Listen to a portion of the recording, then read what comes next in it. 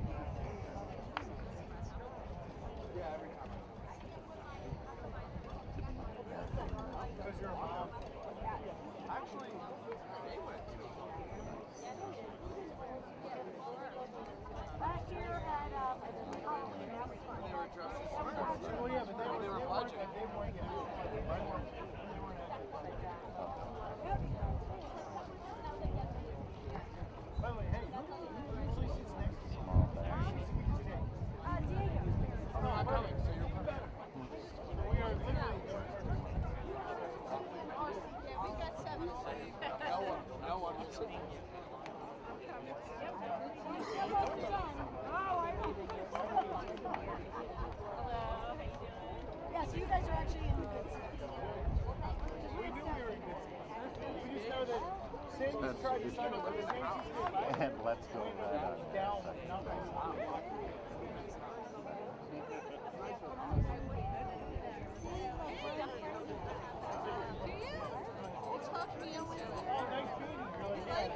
I think it's a little too big. I have a video of the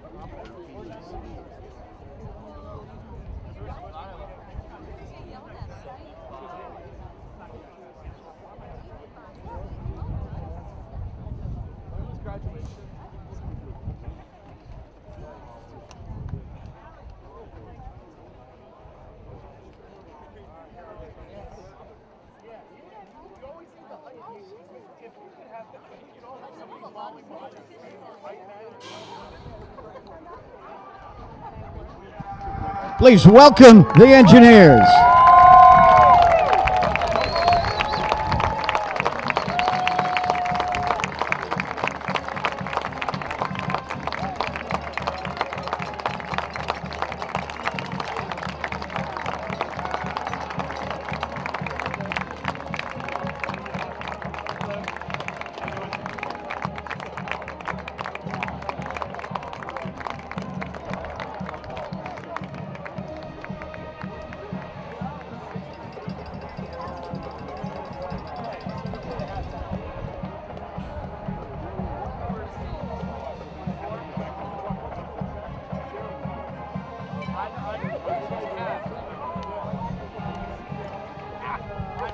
Once again, welcome fans to East Campus Athletic Village and the East Campus Stadium for today's Liberty League matchup between St. Lawrence and your Engineers of Rensselaer. We direct your attention to the north end zone and let's meet the starting offense for RPI. At left tackle, a senior from Bridgewater, New Jersey, number 62, Aiden Montero. At left guard is a junior from Port Jervis, New York, number 72, Nicholas Cerulli. The starting center is a junior from Manorville, New York, number 75, J.T. Morello. At right guard, a sophomore from Royersford, Pennsylvania, number 50, Ryan Shaner. At right tackle, a sophomore from Reading, Massachusetts. Number 74, Eamon Centrella. At tight end is a senior from Mount Airy, Maryland. Number 10, Shane Allison. The wide receivers, a junior from Anaheim Hills, California. Number 4, Hayden Faraday. A senior from Acton, Massachusetts. Number 3, Sean Kelly. And a sophomore from Rock Hill, Connecticut. Number 20, Dalton Grant. At running back, he's a sophomore from Pottstown, Pennsylvania. Number 21, Caden White. And at quarterback, a senior from Toms River, New Jersey. Number 19, Jake Kazanowski. The rest of the engineers and their head coach, Ralph Isernia.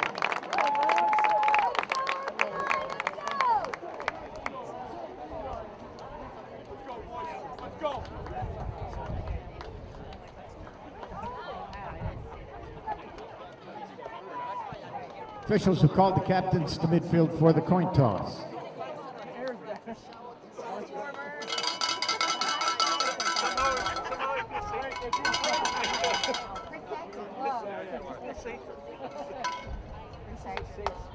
I will make a movie and you shout RPI.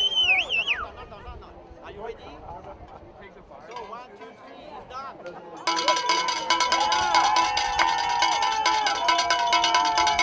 You are amazing. Thanks a lot. This is for my family and friends.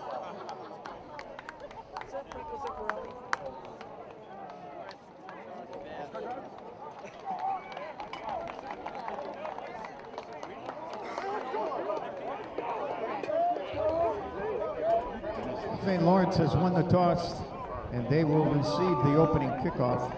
RPI will kick off and defend the north end zone.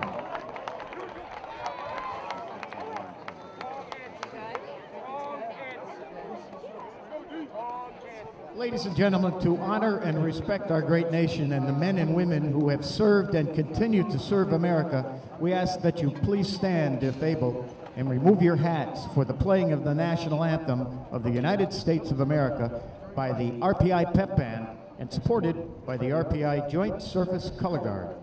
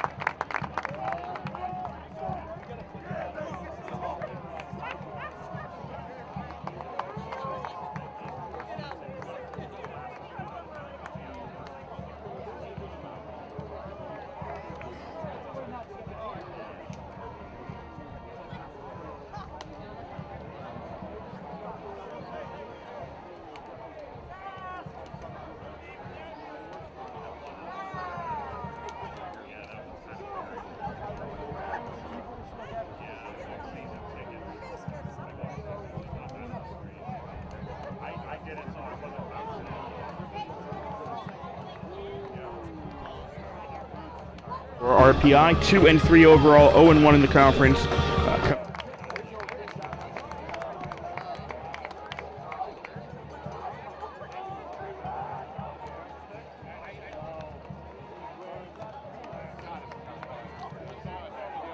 Number 19, Alexander Merrick, to kick off for RPI.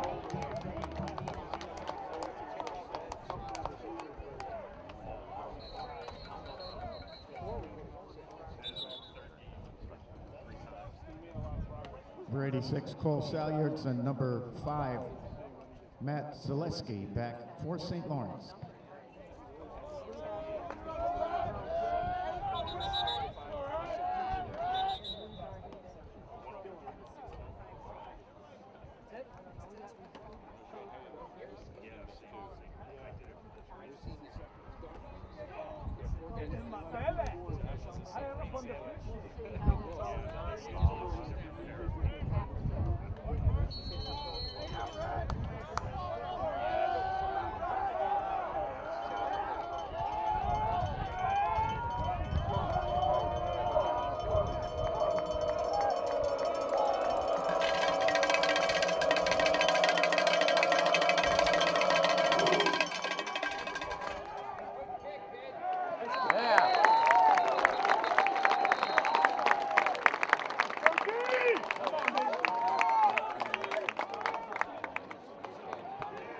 Kickoff is through the end zone for a touchback. St. Lawrence will take over 1st and 10 at their own 25-yard line.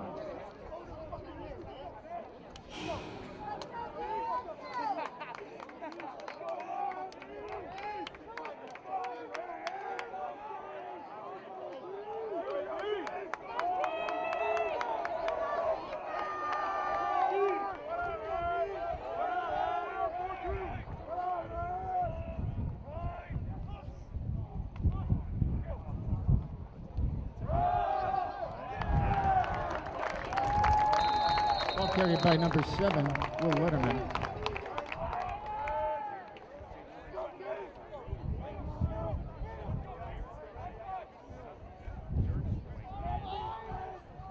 Gain of 1 on the play, 2nd down and 9.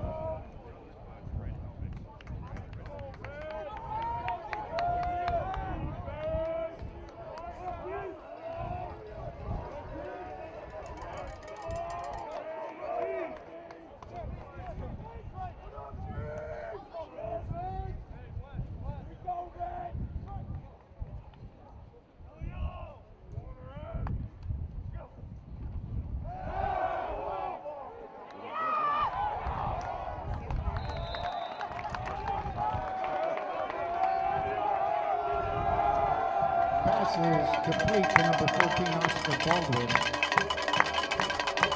That is to the 32-yard line. 3rd down and 3.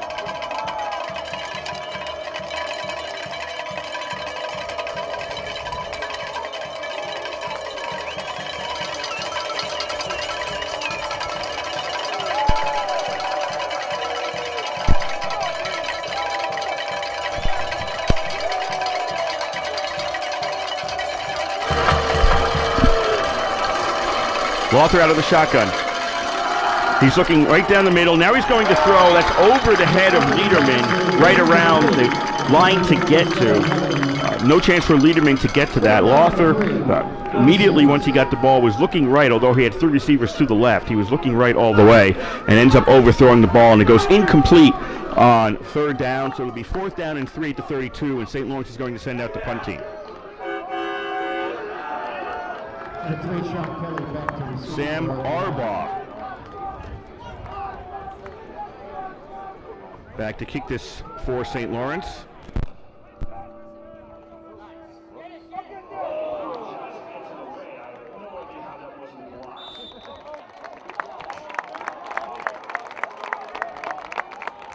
.27-yard punt, no return. RPI takes over 1st and 10 at their own 41-yard line.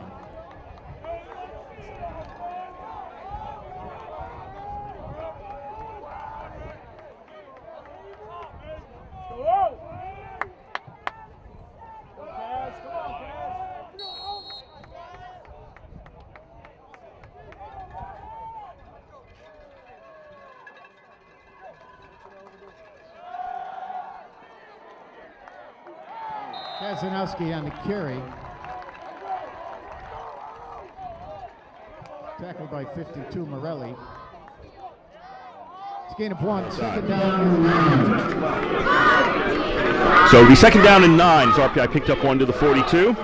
Again, 3 receivers on the right. There'll be a single receiver on the left for RPI.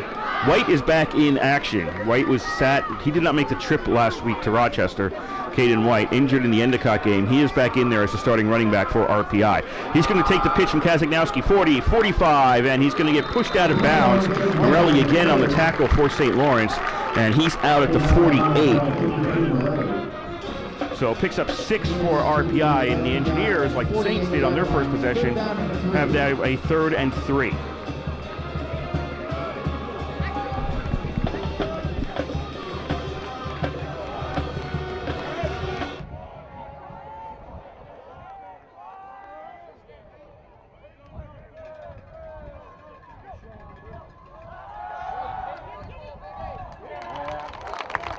Kazagnowski's pass is complete to White, tackled by Morelli. Gain is to the St. Lawrence 46-yard line. 1st and 10, RPI.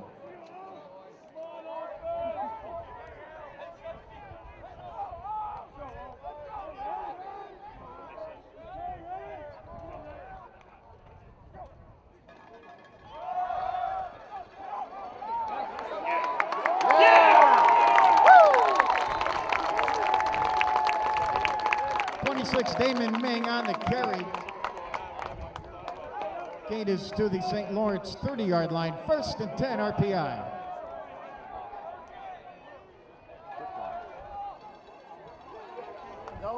Kazagnowski's pass is complete to Faraday. Gain of 4 on the play. 2nd down and 6.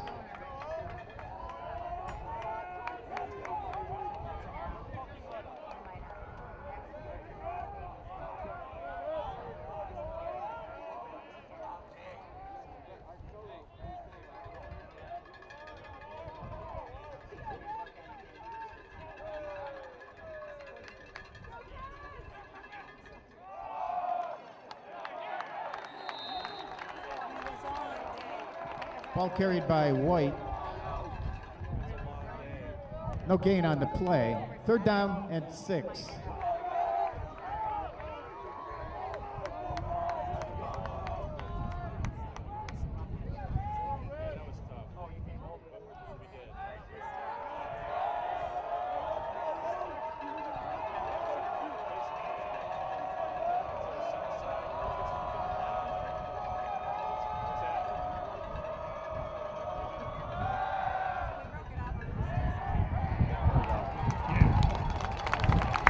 Kazagnowski's pass is complete to White inside the 20-yard line.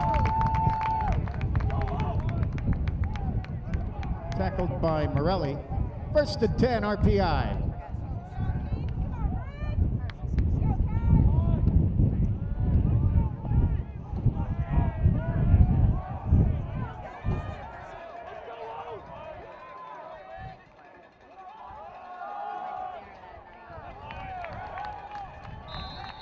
White on the carry.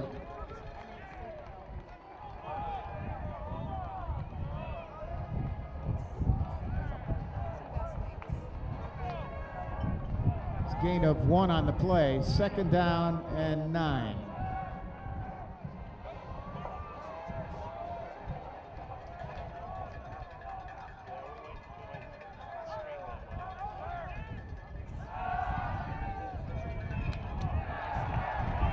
Pass is complete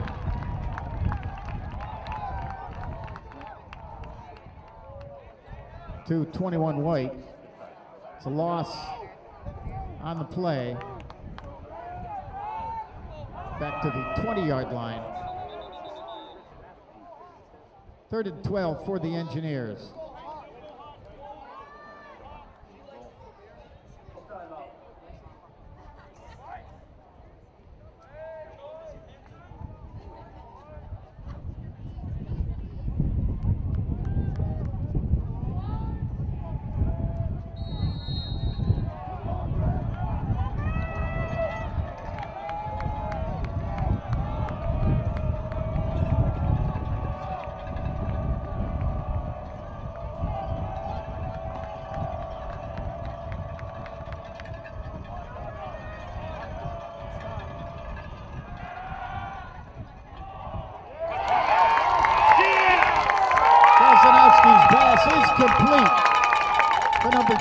Jane Allison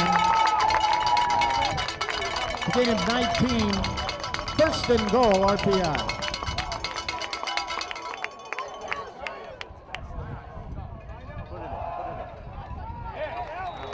Touchdown, RPI. 1 yard run by number 21, Caden White.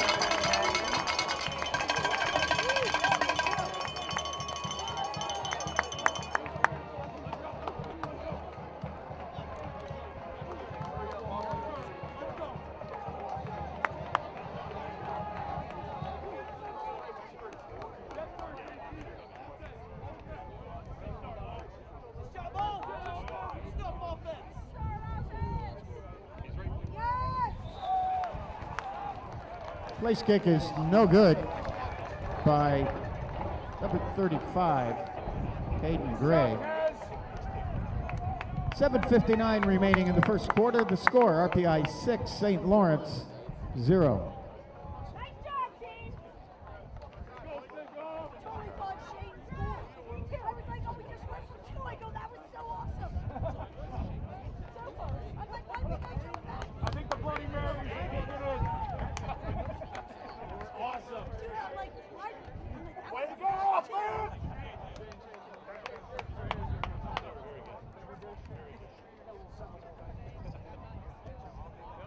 Hey fans, at halftime, don't forget to visit the official store of the Engineers at rpi.fanshop.com.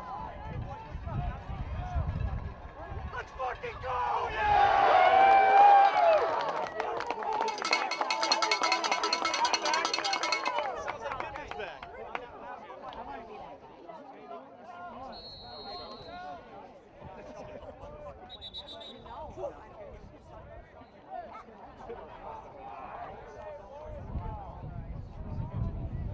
Alexander Merrick to kick off.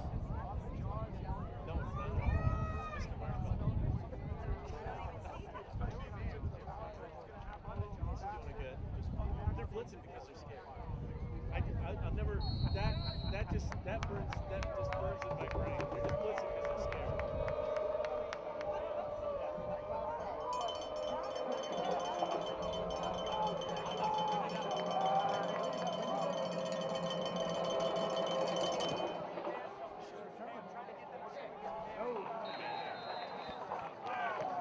Flag on the play, kickoff out of bounds.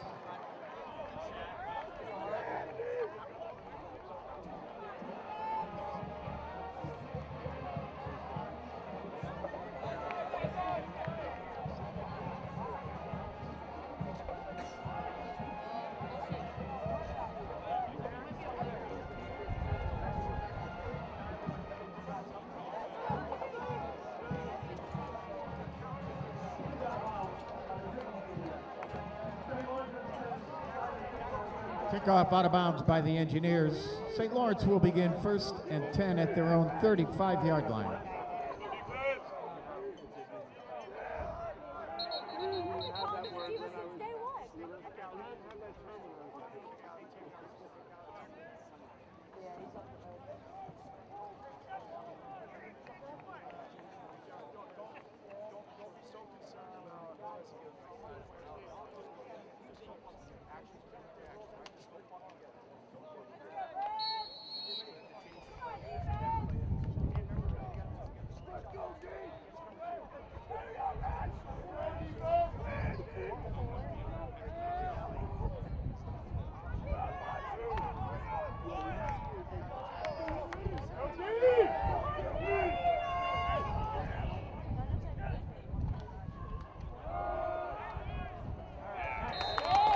Ball carried by number 7, Will Letterman.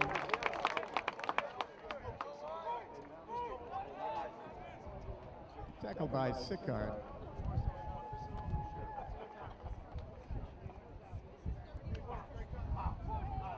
No gain on the play. 2nd down and 10.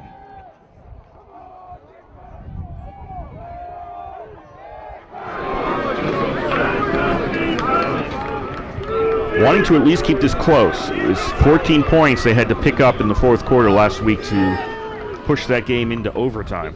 2 receivers each side. Liederman in the backfield. Lothar looks to throw, overthrows Liederman again. The two of them in not many offensive plays. It's at least the second time that he's overthrown Liederman.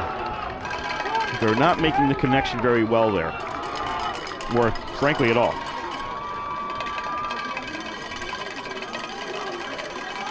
Third down and 10 for St. Lawrence at the 35. First drive of theirs went 7 yards, and they punted. Looking for something better today, or at least this play. Third down and 10 at the 35-yard line.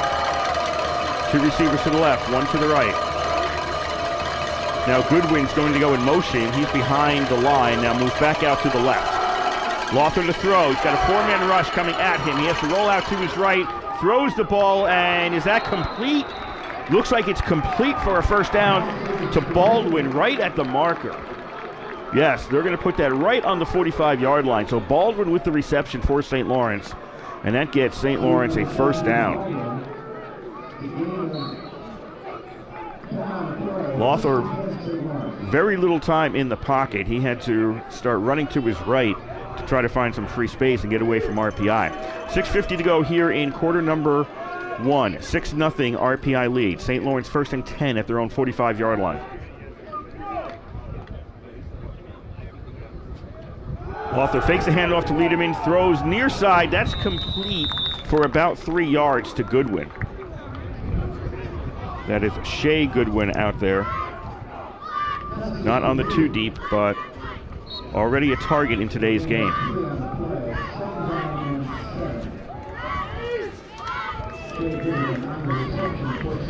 Goodwin came in with 3 receptions and 42 yards through the first 4 games for St. Lawrence.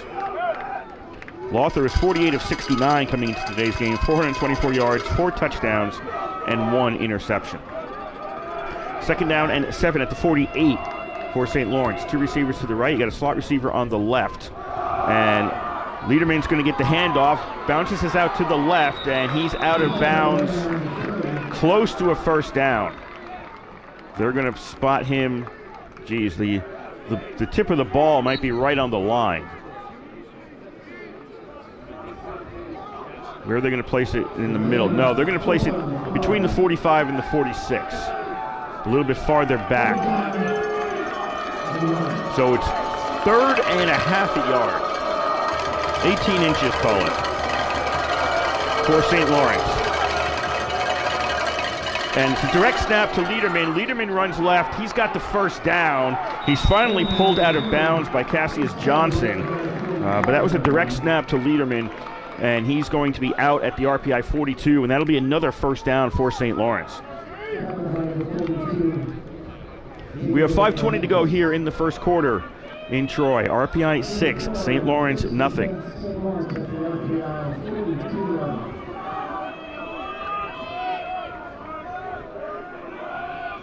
First and 10. This is a 3 wideout formation. We got a tight end on the right. Liederman in the backfield for Lothar.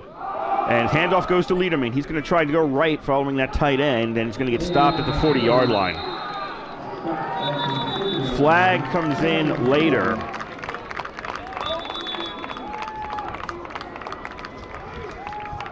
And this was all the way from the defensive backfield.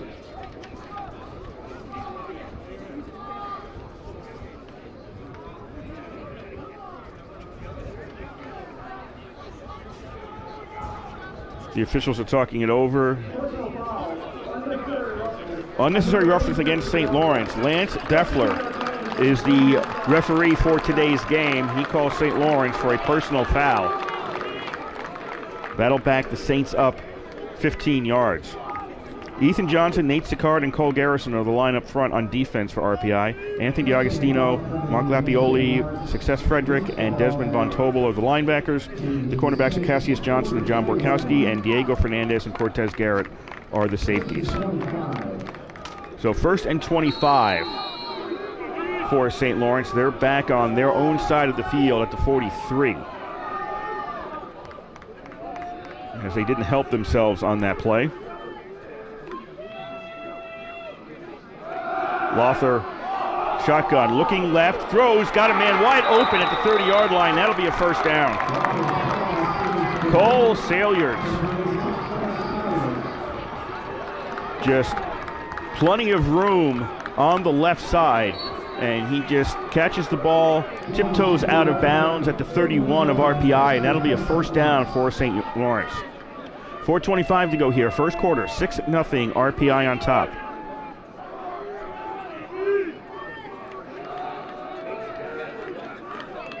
Three wide receiver formation. Change in running back for St. Lawrence. Lothler's going to throw, going to the right, and that's an overthrow of Goodwin. That is Tewksbury in there at running back now for St. Lawrence.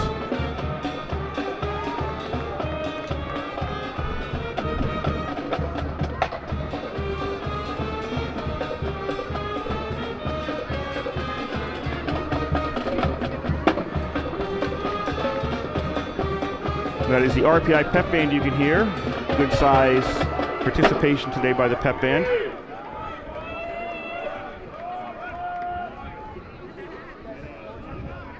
Second and 10 at the 31 for St. Lawrence. Sail yards went in motion towards the line. Now he goes back to the right. Lothler fakes the handoff to Tewksbury. He's looking over the middle, and that's an overthrow of Goodwin in the end zone, who was also double covered. That'll bring up third down and 10 for St. Lawrence.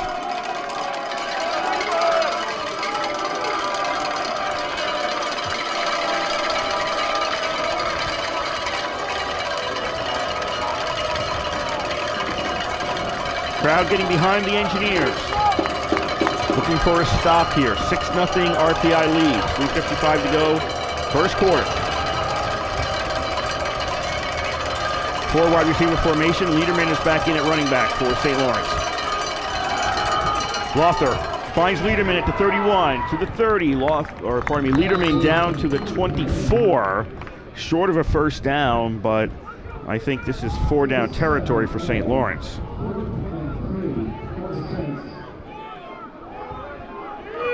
No sign there's going to send out a punter or kicker. Offense is staying out there for St. Lawrence on 4th and 3 at the RPI 24.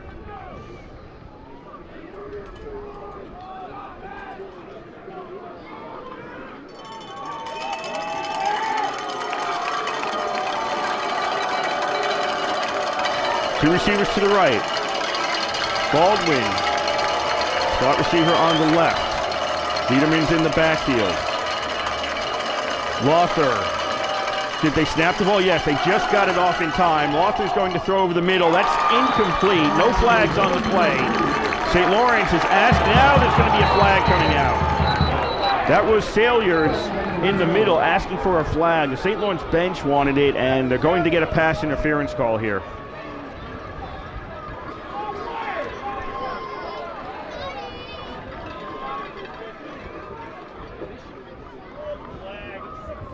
That was a rather late flag. Let's see if we can look on the replay. Yeah, the receiver went down. Definitely went down.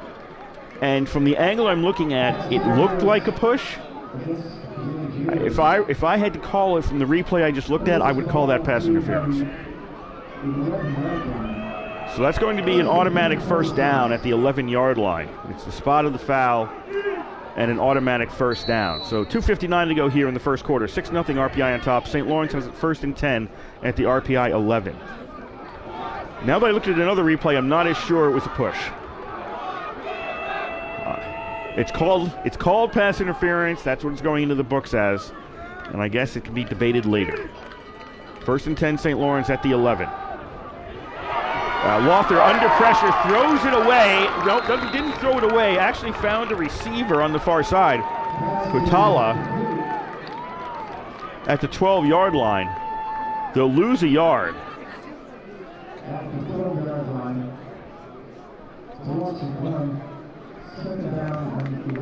I didn't think anybody was going to get in the area when he threw that ball or get close enough. Kutala had to come back for that one. Caught it, but lost a yard on the play. Second down and 11 for St. Lawrence at the 12-yard line. They just updated the scoreboard for that. All the receivers will be on the left this time except for the tight end for St. Lawrence. And Loeffler throws, and that's batted down.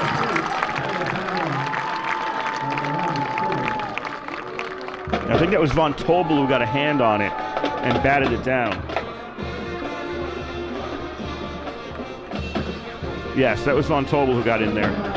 So that'll be third down now and 11 for St. Lawrence. As the ball is at the 12-yard line. Saints trailing 6-0 to RPI here in the first quarter. Two receivers to the left. Slot receiver on the right. Tight end on the right. Loeffler's going to keep it himself, run straight up the middle, and Loeffler is down near the 2 on third down.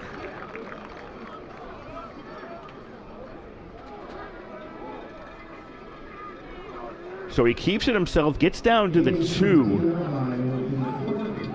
and it's 4th and 1. 4th and 1 at the 2. And again, the offense for St. Lawrence staying out there.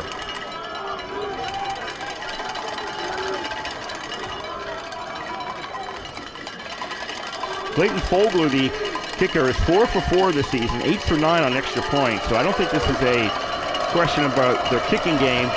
Liederman is in the backfield now. This will be a direct snap to Liederman. Liederman's going to run right. Liederman's in for the touchdown.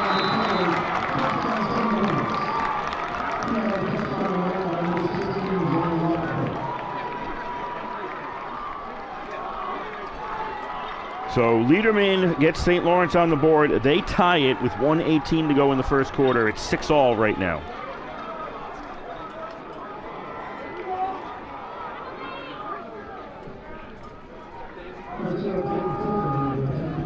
Fogler will come out now to try the extra point. Snap. Ball's down. Kick is up, and the kick is good. So with Fogler's extra point, St. Lawrence takes a 1-point lead, 7-6 over RPI with 1:18 to go in the first quarter.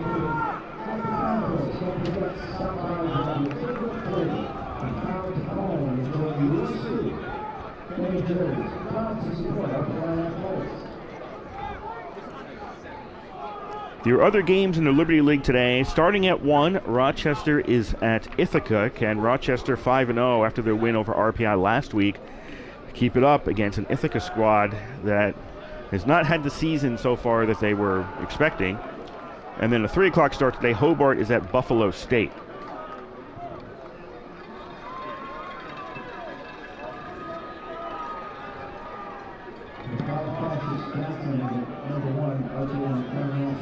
If the home teams win the other games, that's RPI and Ithaca, Hobart would have an opportunity to be the only undefeated team in the conference if they can beat Buffalo State and be 2-0.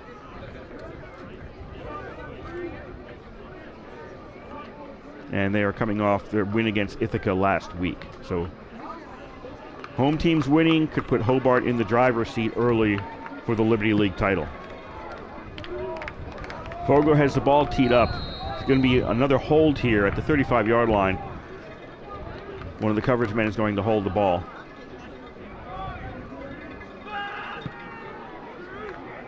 Kicked away. Bounce. Knocked around. Encarnacion has it, and he's going to get to the 30-yard line a bit more. Called to 31. That's where RPI will take over for their second possession today. Trailing for the first time today, 7-6 against St. Lawrence.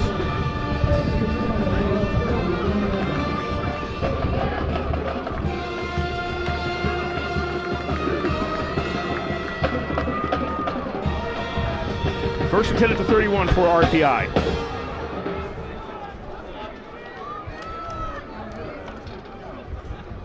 Shotgun for Kazagnowski. Gives to White. White goes right, and he's going to get stopped at the line of scrimmage. Saints defense, Thomas Auer, Matthew Dayhill, and Dexter Seeley are the line up front. The linebackers are Liam Perkins, Sabino Morelli, Ryan Surhoff, and Joseph O'Neill. The cornerbacks are Tommy Chambers and Nick Giardina, and the safeties are Colin Winod and Dan George. Second down and 10 for RPI. Pass complete to Faraday, and he's dragged down just enough, touched just enough by Perkins, Liam Perkins, to put him down on the ground. And he's going to be just inside the 35-yard line. So RPI is quickly looking at a 3rd down and 6. As time is winding down in this first quarter, RPI does not have to run this play.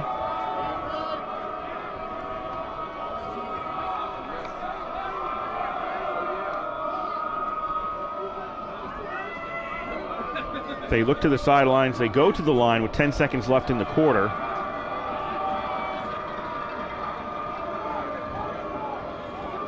And they will snap the ball. And Kazagnowski on the option. Pitches to White. White goes to the left, and White is down at about the 39. And that was on 3rd down. So that ends the first quarter here in Troy, with RPI trailing 7-6 and looking at a 4th and 2 situation.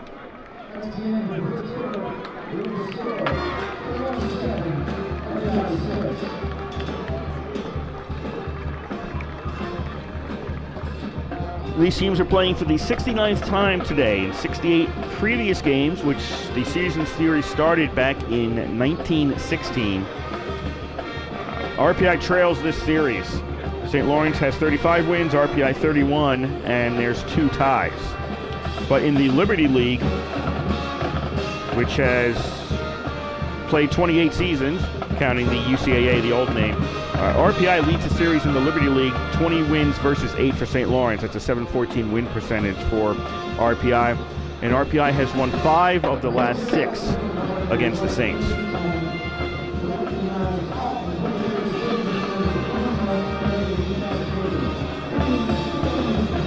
The one game out of those 6 they didn't win, that's up in Canton, when RPI fell behind 35-0 to the Saints. It ended up being a 35-21 Saints victory, but RPI that day dug themselves too big a hole up in Canton and couldn't come back.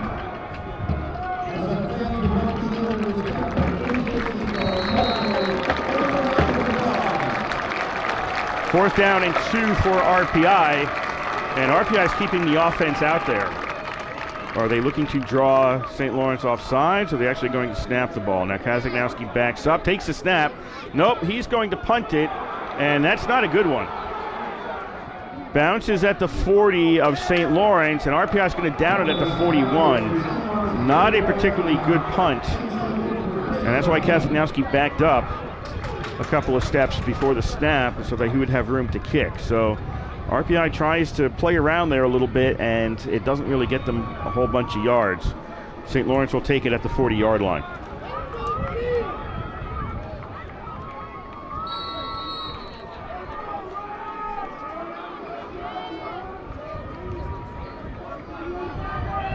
(7-6). St. Lawrence is on top,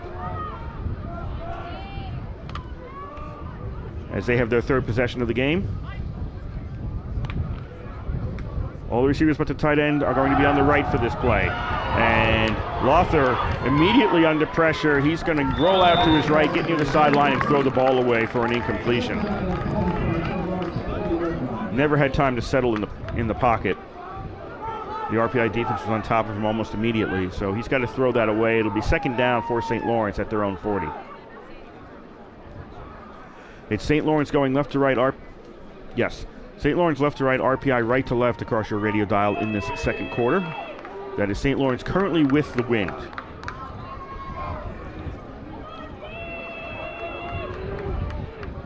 Second and 10 at the 40. 3 receivers to the right. Tight end on the left for the Saints.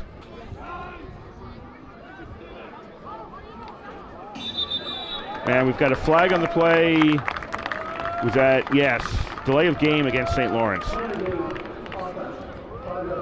Goodwin, the receiver, looked like he was going to go in motion and then stopped and reset. And that seemed to that may have confused Lothar of what was going on, and in doing so, caused the Saints to run out of time. So it'll be 2nd down and 15 for the Saints at the 35-yard line.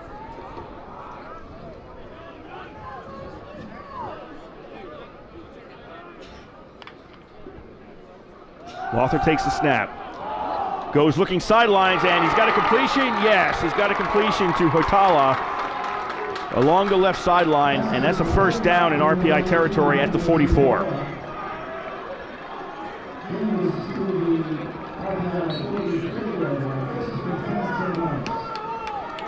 So Hutala was the lone receiver on the left side.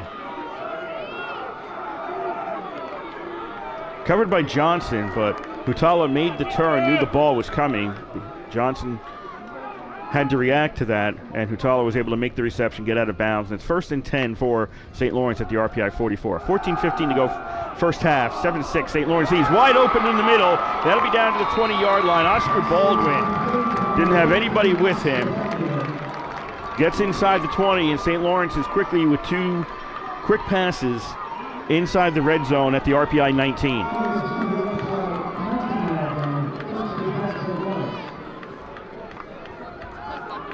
That looks like a missed coverage there. One of the RPI defenders who probably should have gone with him, they were too near each other, both let him go past, and that left him open. So it'll be a 1st and 10 for St. Lawrence at the RPI 19-yard line. 13:35 to go here in the first half. 7-6, St. Lawrence leads. Pass quickly, end zone just off the tip of the hands of Salyards. Just off the tip of his fingers in the end zone.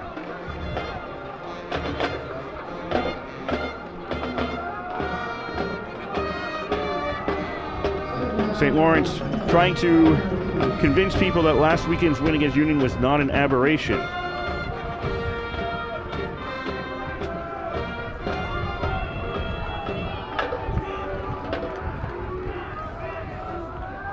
Two receivers to the right, tight end and a receiver on the left. Wiedemann is the running back.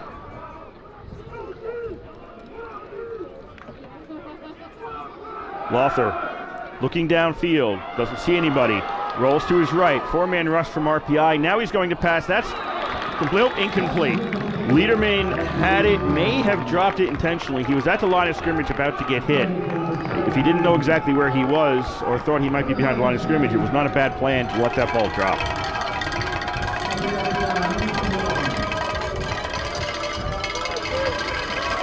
It'll be 3rd down and 10 for St. Lawrence at the 19-yard line.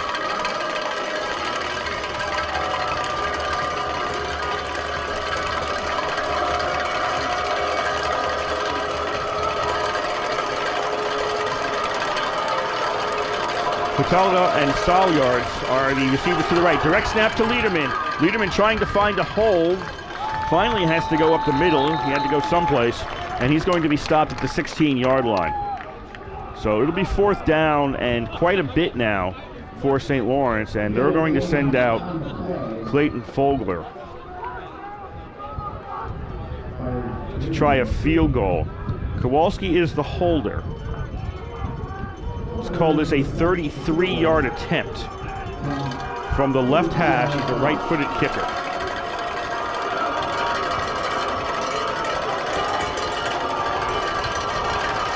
Snap.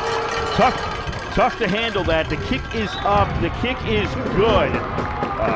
Nice work there by Kowalski. That was a low snap, difficult to handle.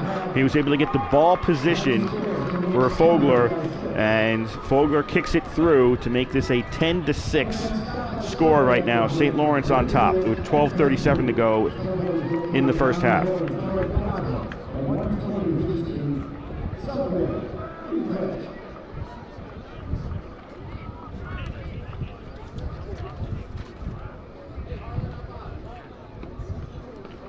RPI now looking to answer as St. Lawrence has scored on their last 2 possessions.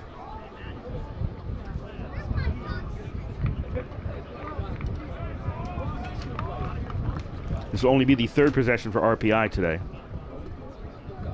Touchdown, White's 1-yard run on the first possession, and in the second possession they were a 3-and-out.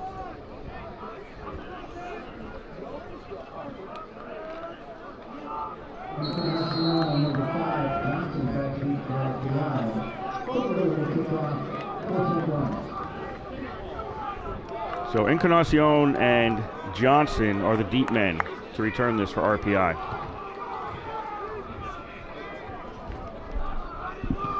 Kick is away, and Johnson's going to take it up to 5. 10, 15, 20, 25. Johnson is forced down around the 29.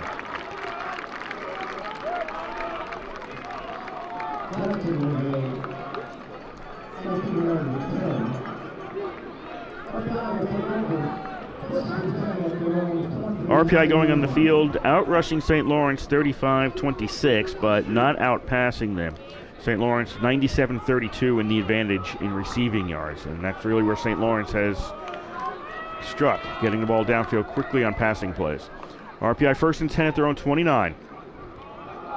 On the ground, and White's going to go left, and White finds a bunch of St. Lawrence players as he gets 3 yards on that play.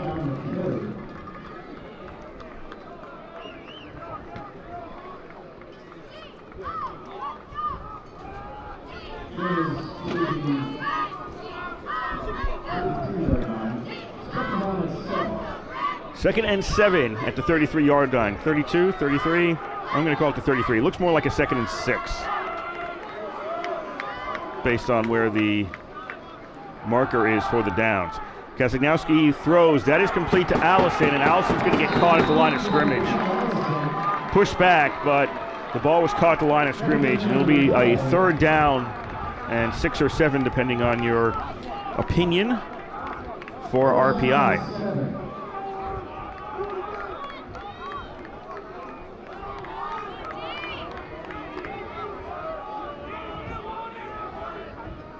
White the running back, Kazagnowski the quarterback. Faraday's the only receiver on the left, everybody else is on the right. 3rd down and officially on the board 7, but on the field it's really 6. Kazagnowski looking to the right, and that's an overthrow.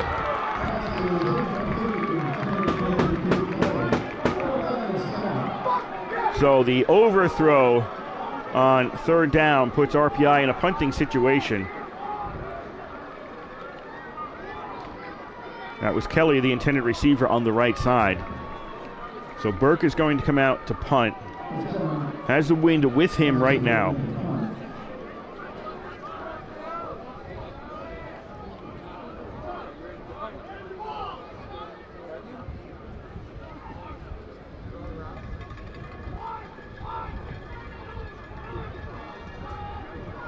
Looks like Salyards is back, shielding his eyes. Signals a fair catch, tells his team to get away from the ball, and RPI will down it at the 27. I'm not sure he knew where that ball was.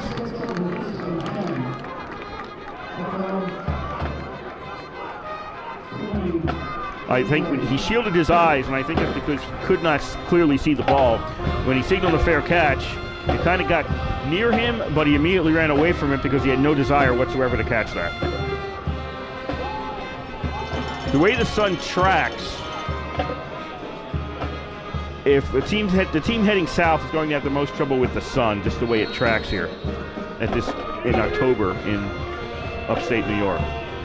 10:53 to go, first half. RPI trailing St. Lawrence 10-6. Saints have it at their own 28-yard line. Salyards in motion. Lothar takes the snap, throws, finds Salyards, he juggles it, catches it, and Salyards is ahead to the 34. So he had trouble holding on to that as RPI's 4-man rush was about to get to Lothar. And he was able to turn around, grab it, kind of bat it with one hand, keep it in play, and then was able to grab it and picks up 6 yards.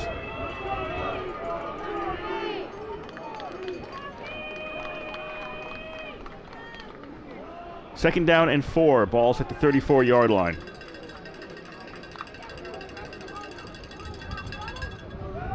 And the fumble on the handoff, the attempted handoff, Tewksbury's in there at running back, and Lothar and Tewksbury just didn't hand that off cleanly. The ball came loose. I have a feeling St. Lawrence covered this.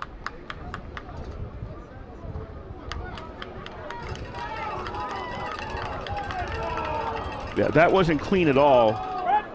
Walther had the best chance to get it when it went to the ground, and he recovered it. So St. Lawrence maintains possession, loses a couple of yards. It'll be 3rd down and 6 back at the 32-yard line.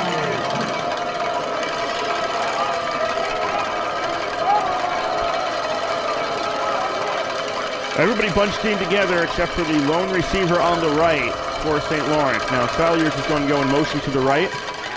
Walther fakes the handoff, immediately under pressure, throws, it's incomplete, flag on the play. Is this going to be roughing the passer? As Hutalo was the intended receiver.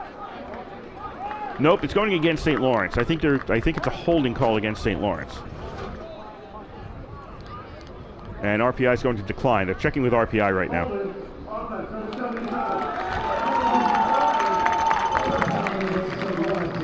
So St. Lawrence called for the hold. RPI declines it. It'll be 4th down and 6, and St. Lawrence is going to send out the punt team.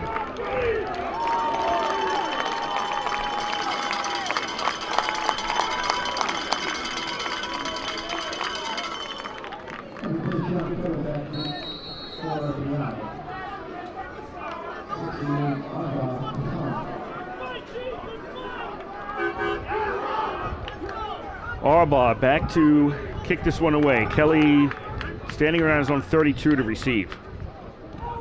Gets rid of it again. Good pressure by RPI. And it's caught, and going immediately to the knee is Kelly. So RPI will take it at the 36 on their own side of the field. 9:18 to go in the first half. St. Lawrence 10, RPI 6.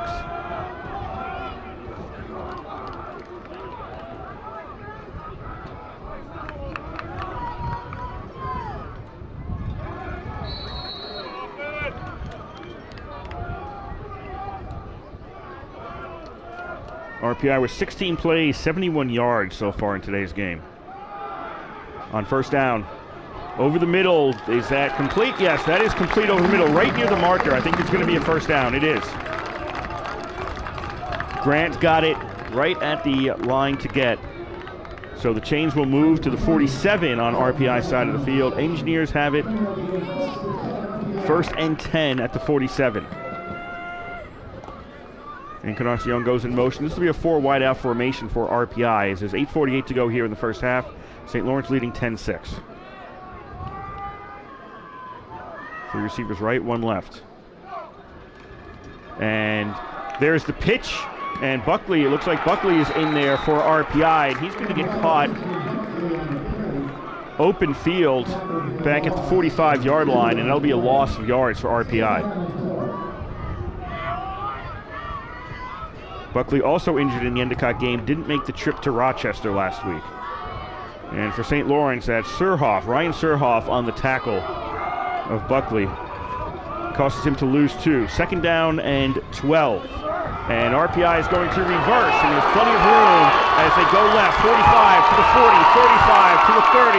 Encarnacion finally hits a St. Lawrence defender and is pushed down inside the 20 at about the 17-yard line. It was John Finnegan, I think, was the one who got in the way. It was Finnegan 30. It was either Finnegan 31 or Daniel George 21, who ended up just kind of getting in the way and providing an immovable object, basically, for Encarnacion. And now they're going to go to the left this time is RPI Faraday. Faraday's going to be down at the 7-yard line.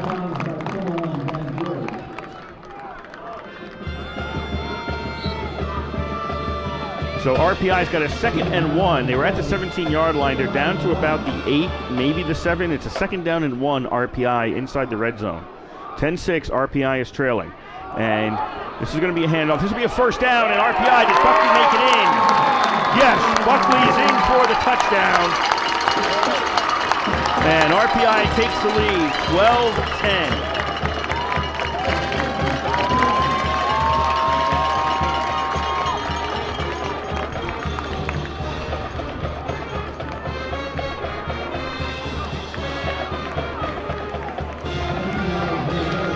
So RPI trying to make this a 3-point game now, as Miracle tries the extra point.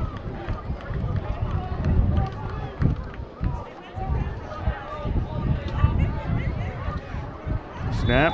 Ball's down, kicks up, and Buckley's kick is good. Or no, pardon me, Merrick's kick is good.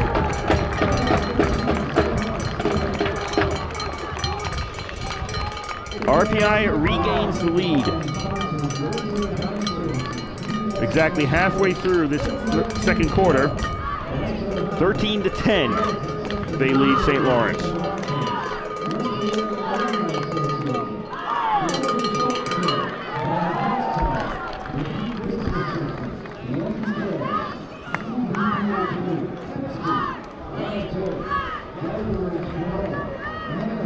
Saints trying to roll their first week success here, first week in the Liberty League success over Union, looking for a title. St. Lawrence has won the Liberty League 3 times. 3 titles, either outright or shared. 2 times that moved them into the NCAA tournament, that's 2010 and 2015. The other time they were champions, co-champions, actually 2016. Hobart won the tiebreaker that year, so St. Lawrence didn't go to the NCAA tournament. So they've got 3 titles in the previous 28 years of this league.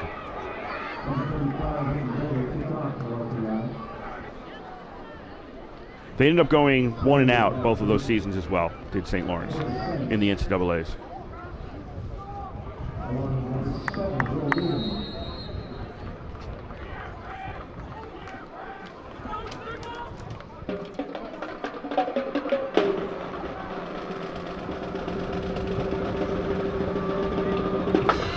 Merrick to kick the ball away.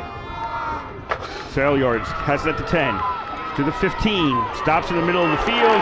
That was a bit of a mistake because the coverage team now had time to get to him, and St. Lawrence will start out at their own 16-yard line.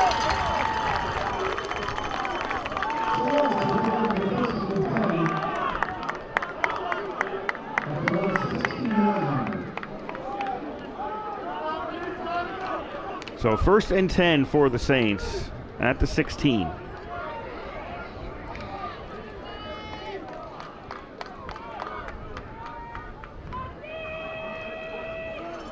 St. Lawrence now trailing by 3.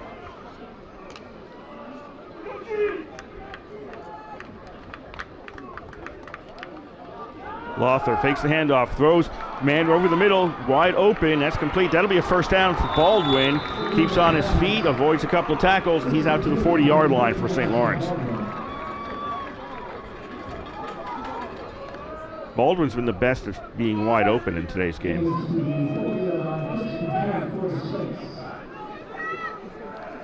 Seven to go here in the first half. 13-10, RPI leads St. Lawrence.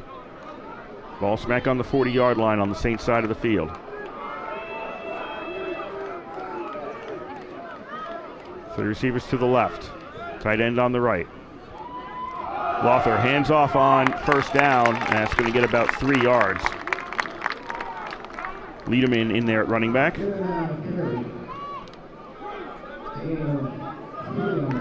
Coming to this drive, St. Lawrence had 24 rushing yards, averaging 3 per carry.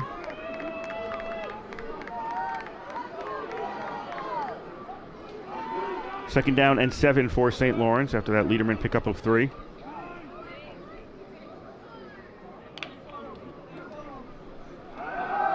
Goodwin went in motion. Lothar gets rid of the ball. Liederman was open. Liederman's into RPI territory. That's a first down for St. Lawrence. Ultimately forced out by Borkowski at the 43, but not before the chains move, and St. Lawrence is marching downfield again.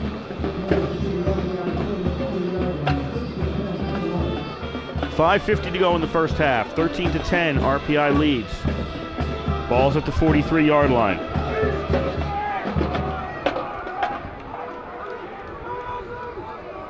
Two receivers to the left, tight end and a slot receiver on the right. Liederman isn't in there right now. Oh, Liederman is. He got the direct snap. I didn't notice the formation right away. Liederman takes the direct snap, and he's going to get down to the 36-yard line.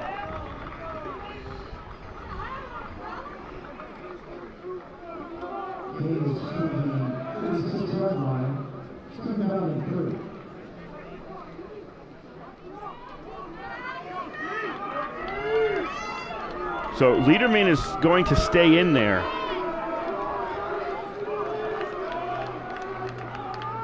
I think that's Ryan Donovan, who's basically his blocking back, 99. Liederman takes the snap, tries to run straight ahead, and he's stopped at the line of scrimmage.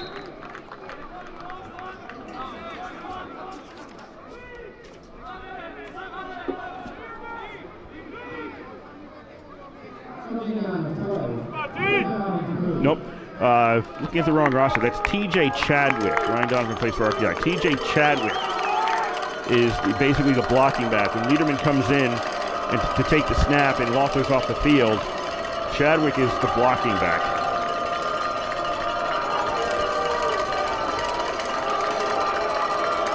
Third down and 3 now for St. Lawrence at the 36 of RPI. 13-10, RPI leads. Lothar back in at running back. Lothar is going to throw, and that is complete, and that's right at the first down marker. Tewksbury.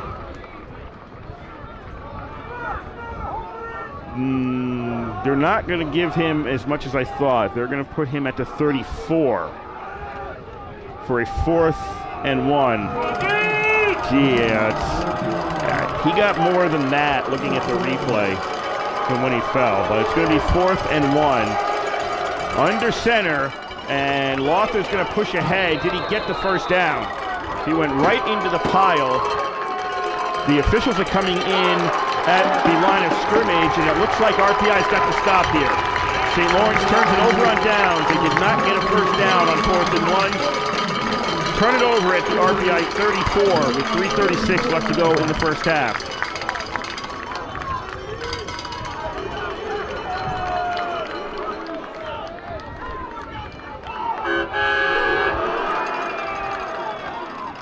So RPI 1st and 10. They lead 13-10. They've got a 1st and 10 at their own 34. 3:36 to go in the first half. Everybody has all their timeouts.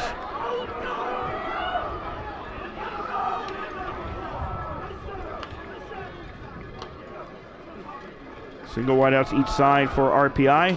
Ground game as White is in there for RPI, and he's going to get about 2 yards out to the 36.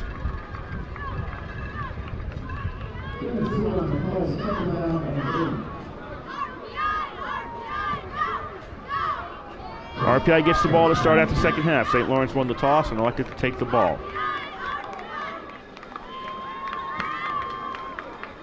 Second and 8. This time, Kazanowski fakes the handoff, throws. That is complete near the marker.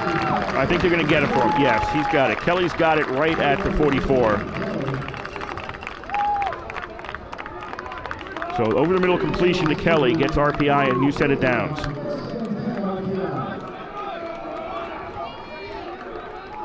Engineers are at their own 44 for a 1st and 10. 2:40 to go in the first half. RPI leading by 3.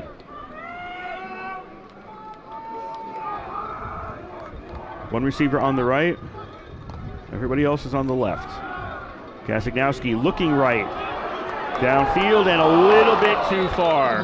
Looking for Faraday, just a bit too far on the right sideline. And also, do we have a flag? We do. We have a flag on the far side of the field.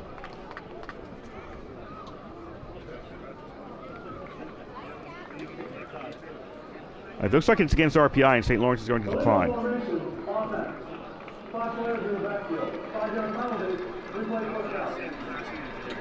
No, they're going to accept it.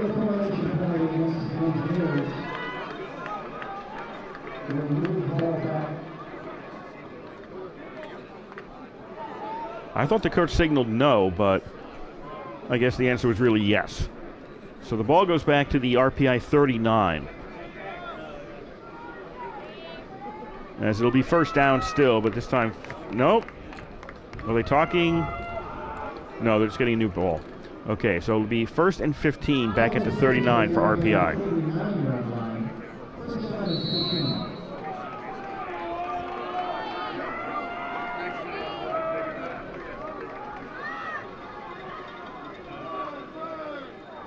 First and 15. Kelly goes in motion. He's going to take the pitch. Kelly to the 40, and Kelly is down at the 44, which was where RPI started out this series of downs. It'll make it a 2nd down and 10 as we're coming up on the 2-minute timeout.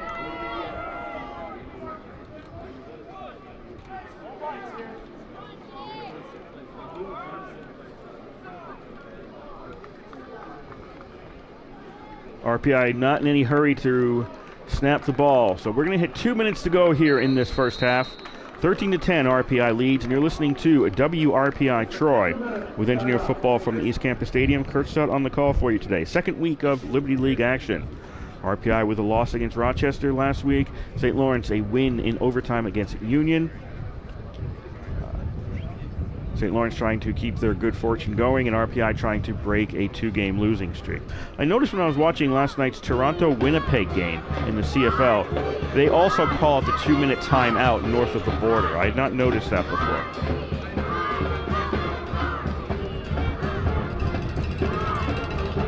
So it's not just college in the United States is calling it the 2-minute timeout as opposed to the 2-minute warning. CFL also does the same thing.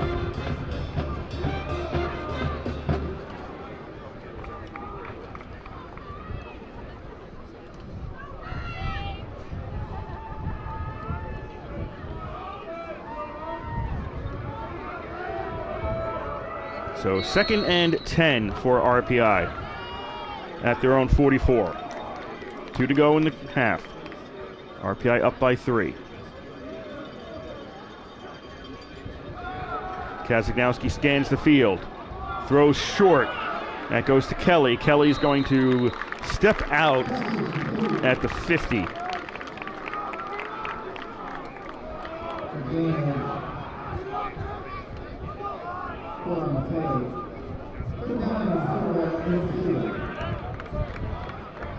So there's 1:54 left to go. He stepped out of bounds with under 2 minutes to go, so the clock stopped.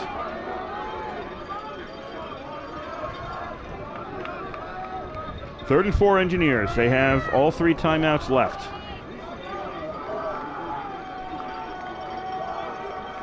Four receiver formation for RPI. Kazagnowski, 4-man rush, heaves it way downfield past everybody. And he was looking for Kelly, who was in double coverage back there. Toombley, his primary problem. And on 3rd and 4, RPI tries for a huge chunk of yards, doesn't get it, and the punt team will be coming out for RPI. 1:46 left to go in the half. I guess RPI figures if they get a good punt here, St. Lawrence will be back deep enough and they won't be able to get downfield. Although St. Lawrence also has their 3 timeouts left.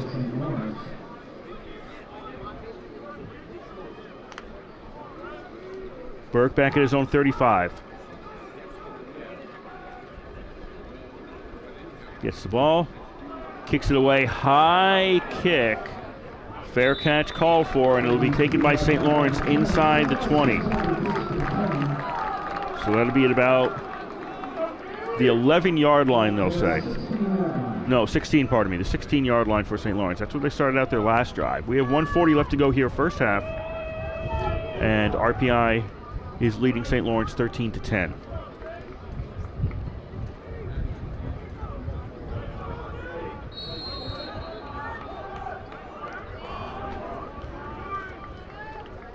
Lawther out of the shotgun.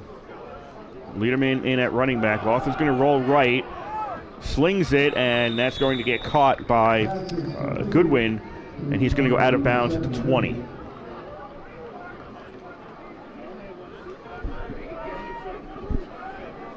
I'm surprised the crowd isn't getting more behind the defense right now.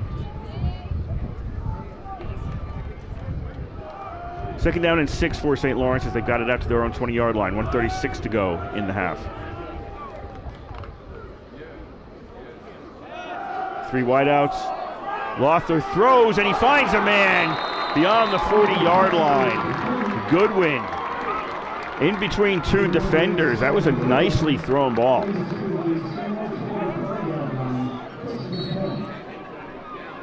Goodwin gets it out to the 45, and it'll be a first down for St. Lawrence. Clock is running. 1:20 to go in the half. St. Lawrence 1st and 10 at their own 45. Lawther looks downfield, throws short, and that's going to be taken by Lederman, and he's actually going to lose yards. He moved backwards after he caught the ball, so he's back at the 43. And so St. Lawrence is going to take a timeout now as they're looking at a 2nd and 12. They've still got 2 timeouts left after this one's over with.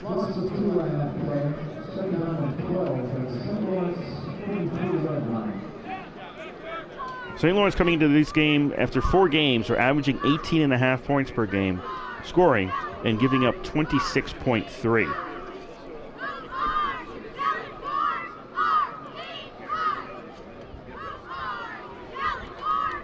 Part of that has to do with the fact they lost by 31 points to Endicott. Won by 11, lost by 14, won by 3. So their wins, the differential in their wins, both wins, is less than the differential in both losses. So the numbers look skewed, but the record is 2-2 for St. Lawrence.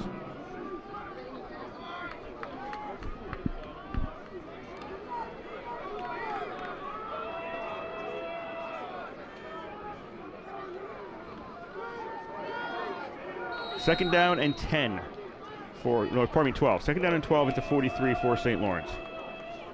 1:09 left to go in the half. Saints trailing by 3.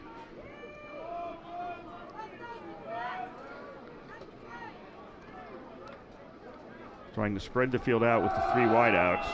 4-man rush by RPI. Lothar gets rid of the ball. It's caught for about a gain of 4. That was Liederman out of the backfield. Ends up getting it, and he's down at the 46. In the field of play, clock is running. It's now a 3rd down and 9 for St. Lawrence. Saints are probably thinking here, if they don't get a 4th, if they don't get it on here, they're going to have to punt it away. Lothar throws, that is complete, nowhere close to a 1st down though. Johnson comes in on the tackle, and RPI is going to call a timeout. Hutala got the ball at about the 46. Cassius Johnson was right there to take him down. So RPI calls a timeout with 34.1 seconds left. If I were the Saints, I probably would have burned more time off before snapping that ball. I think they still had about 14 seconds left on the play clock. I would have taken that down to about 1, so that if you do have to get rid of the ball, you would have taken about a 1/3 of the time away from RPI.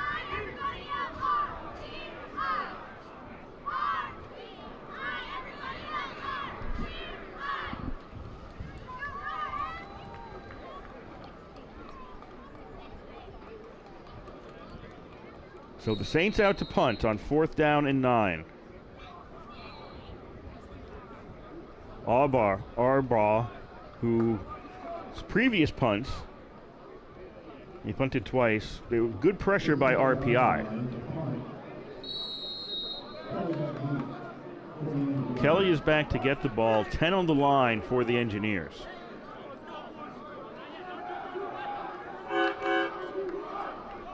There's the snap. And the kick is away, and again, he gets it away. A pretty good rush. Kelly grabs it, and he's just going to run out of bounds around the 23. So there's 27.6 seconds left in the half.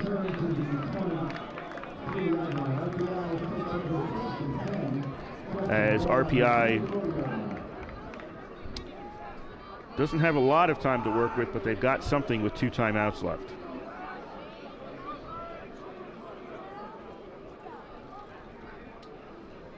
Ball's at the 24.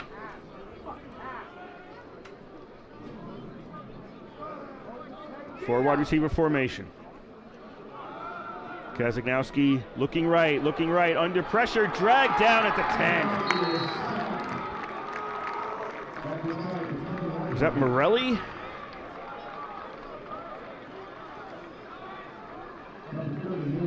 Nope, that wasn't Morelli, that was Thomas Auer. Thomas Auer on the sack for St. Lawrence. Puts RPI back at the 10. RPI no desire to snap the ball. St. Lawrence no desire to stop the clock. And that will be it. The sack will be the last play of the first half. And RPI is going to go into the locker room with a 3-point lead against St. Lawrence.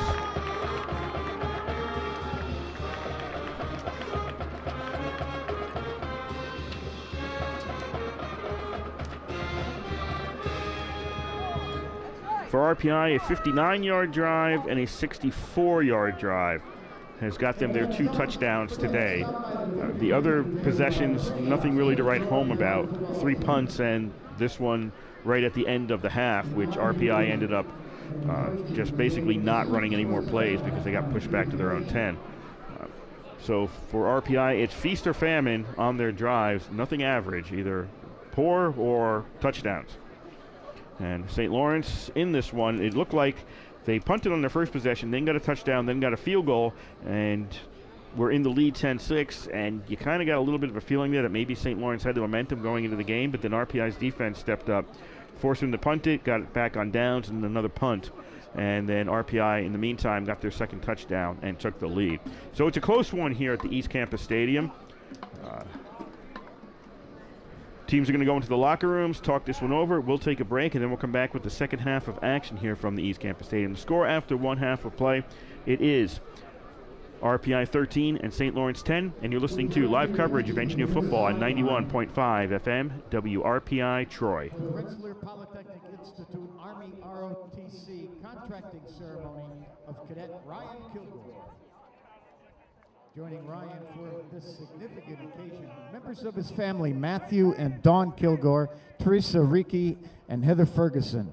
And leading the ceremony is Professor of Military Science, Lieutenant Colonel Nicholas Wimet. During the ceremony, Cadet Kilgore is swearing or affirming to support and defend the Constitution of the United States. Having met the physical and academic requirements, and upon graduation, he will commission in the U.S. Army. So please join us congratulating Cadet Kilgore's dedication and commitment to our U.S. Armed Forces.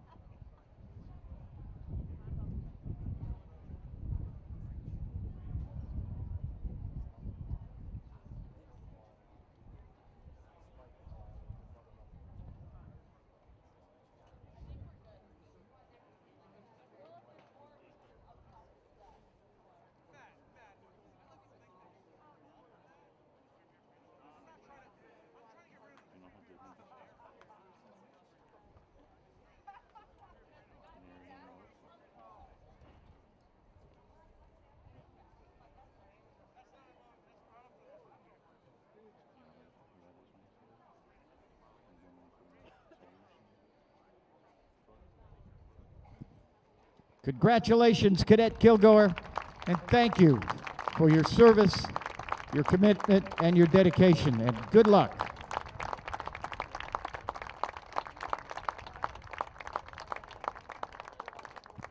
Hey fans, please direct your attention to the scoreboard area as one of the excellent selections from Rensselaer Honda makes its way towards midfield. You can score a great deal with any one of Honda's amazing automobiles just 1 mile east of ECAV Stadium at Rensselaer Honda, 770 Hoosick Road, Troy, or visit online at getahonda.net. Come experience why Rensselaer Honda is simply better.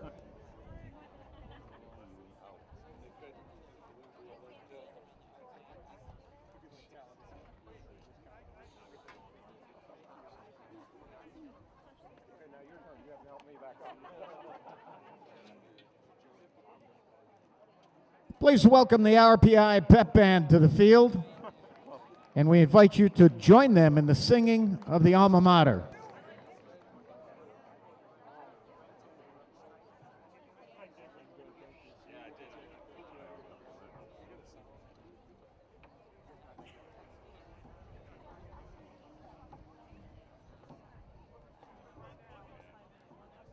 waiting to see if you were going to go that next step. I was tempted.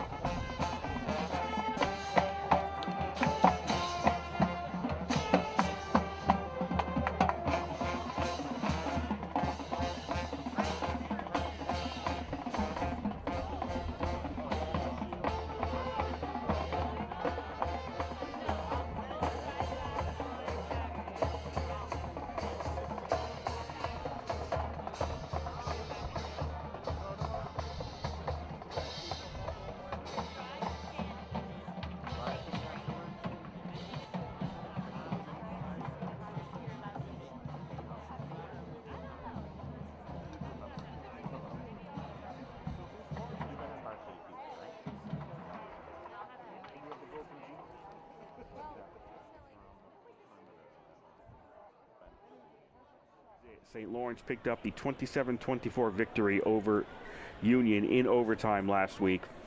St. Lawrence with the win, even their record overall to 2-2. They're 1-0 in the league, and Union with the loss has now fallen to 1-4 overall, and they are 0-1 in the league. Union is off this week, so no chance to improve their record this weekend. And then the other league game outside of the RPI Rochester game, there were two league games outside of that one, was Ithaca at Hobart. Ithaca coming in 1-2, picked by many to win the league again, but they would never lead in this game. 1:17 to go in the first quarter. Hobart got an E.J. Taylor 2-yard run. Kick was good to make it 7-0 Statesman. And then in the second, with 11:52 to go in the half, Weffering with a 30-yard field goal made it 10-0 Hobart. Ithaca would get their only score of the game with 49 seconds left in the second quarter. Matthew Parker with a 10-yard run. Kick was good. It was 10-7 Hobart at the half. They tacked on two more field goals with 10:24 to go in the third. Weffering from 22 yards out. And then with 5:12 to go in the game, Weffering from 31 yards out. No scoring by Ithaca in the second half. And it was a final, Hobart defeating Ithaca 16-7. Hobart in this game led in total offense, led in first downs 23-9, led in return yards 70-50, had fewer penalties. Both teams had 2 turnovers. The stats were either even or slightly in Ithaca's favor, except for the stat that mattered on the scoreboard. And that's where the Bombers weren't able to put enough numbers up in the 16-7 loss. Ithaca fell to 1-3 overall, 0-1 in the conference, and Hobart is 4-1 overall. They are 1-0 in the conference. Time now to take a look at the top 25 in the nation. First, we'll look at the D3Football.com poll. Number 1 is North Central, number 2 Cortland, number 3 St. John's, number 4 Wisconsin River Falls, and 5th is Mount Union. Dropping down, Wisconsin Lacrosse taking a loss, this time in Division 3. They're 2-2. They dropped from 3rd to 12th. That allowed River Falls to jump up from 6th into 4th place and enter the top 5. No teams from the Liberty League in the top 25, and no teams from the Liberty League picking up points in this week's poll. Now at the AFCA top 25 poll, their top 5, North Central, Cortland, Mount Union, St. John's, and Wisconsin River Falls. In this one also, Wisconsin Lacrosse dropped out of the top 5 with their loss. They dropped down to 18th in this poll. That allowed River Falls here to move up from 6th to 5th. And as with the D3Football.com poll, the AFCA poll does not have any Liberty League teams in the top 25, nor getting any votes. So for a league last year, they got 2 teams in the NCAA tournament. Right now, there is not much love for the Liberty League teams. The one team that has a chance maybe is Rochester at 5-0, but with Rochester's woes in previous seasons, it's going to be tough for them to get votes unless they pick up some wins, say, against Hobart and Ithaca along the way. And taking a look at the Liberty League football standings, 3 teams after last week, 1-0. That's Rochester, Hobart, and St. Lawrence. Buffalo State playing their first league game this weekend. Somebody has to sit each week with an odd number of teams. Buffalo State was last week. And 0-1 on the season, RPI, Ithaca, and Union. In today's Liberty League action, of course, St. Lawrence is here at RPI at the East Campus Stadium. 1 o'clock start. Rochester is at Ithaca. And then at 3 o'clock, Hobart is at Buffalo State. There will be at least one undefeated team after this weekend's play. If Hobart defeats Buffalo State, they'll be 2-0. Or Buffalo State can beat Hobart, and they would be 1-0. It is possible for every other team that's won to lose and lose to win, but at least one team will be coming out of this weekend's games undefeated. So that's your rundown of Liberty League football coming into this weekend's action. We will take a break and then come back with the second half of action between RPI and St. Lawrence here at the East Campus Stadium. And you're hearing it all right here on 91.5 FM, WRPI Troy.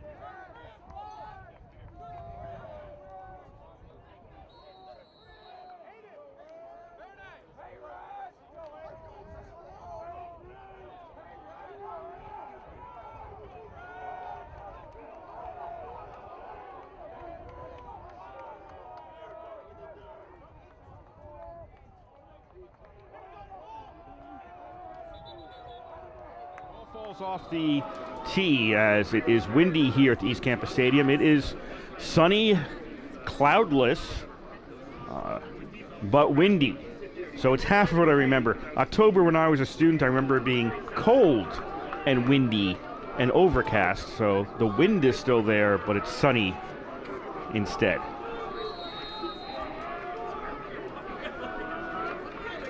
St. Lawrence going right to left, RPI left to right across your radio dial in quarter number 3. We are underway. Johnson's going to take the kickoff, 10-yard line, 15 to the 20, 25, and then tripped up, and he's going to fall forward to around the 30-yard line. That's where RPI will start out the second half. They'll put him up to 31.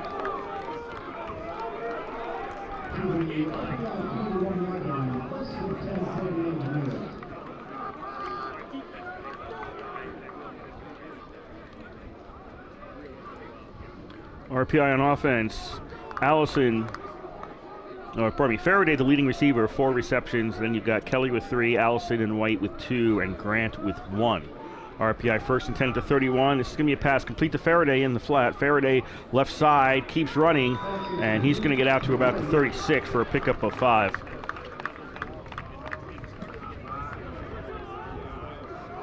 Rushing, Encarnacion leads RPI in rushing with 38 yards on 1 attempt. That was a reverse that RPI ended up going downfield on. White and Buckley have the touchdowns for RPI. But a net of White for 17 yards and a net of Buckley for 6 yards on offense. Second down and 5 for RPI.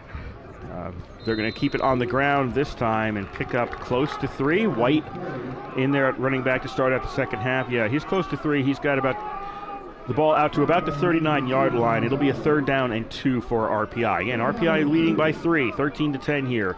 14 minutes to go in quarter number 3 in Troy.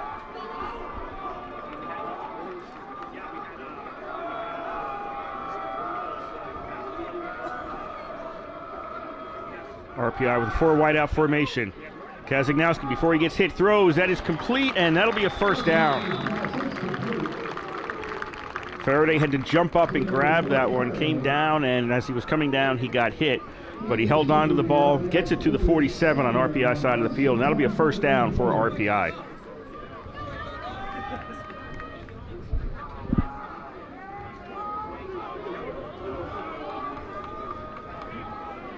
First and 10 at the 47. RPI leading 13 to 10. 13-15 to go here in the first quarter.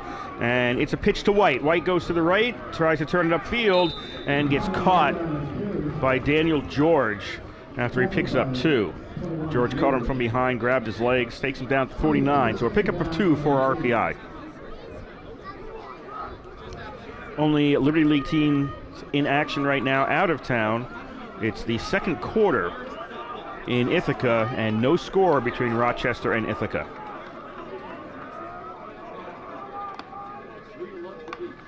Second and 8 at the 49. Kazagnowski fakes the handoff to White. Looking downfield, looking for a whole lot. He didn't get Grant. It was right there. Grant had it bounce off him. He had to get away from the defender, then slow up again. And I think the defender may have gotten just enough of a hand in the way to disrupt his view. And it's incomplete. No, he didn't get anything in front of him. That was, I think, Grant just misjudging the ball. So third down and 8 at the 49-yard line for the Engineers.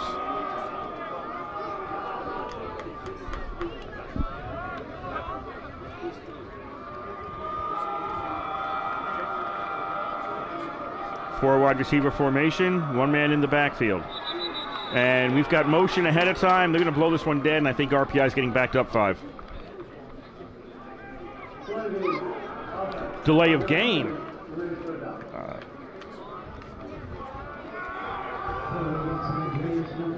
So RPI didn't get the snap off in time. That is a mental mistake.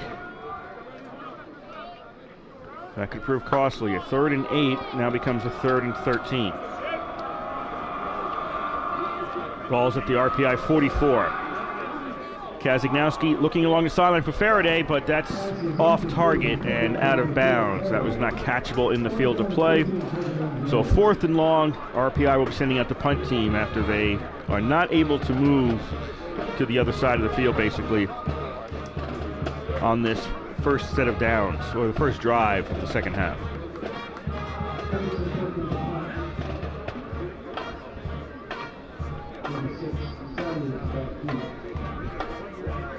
Burke to kick at his own 30.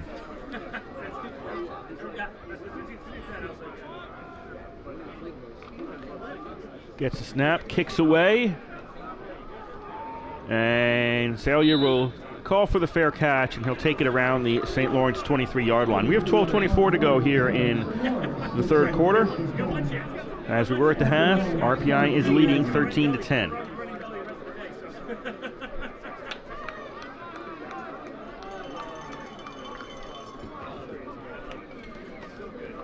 This will be St. Lawrence's first opportunity on offense in this second half. Baldwin led the receivers, 4 receptions with 65 yards. Liederman also had 4 receptions for 22 yards on offense. And Liederman leading in rushing with 26 net yards. Lothar has 8. Those are the only 2 who have actually rushed the ball today. Lothar on first down, tosses it up, and he's got a man in triple coverage, and that's a first down for St. Lawrence at about the 47. Kutala was out there, 3 defenders around him, but the ball was well thrown. He makes the grab, and it'll be at the 47. St. Lawrence has it, first and 10. 12 to go here, third quarter, 13-10. RPI leads St. Lawrence.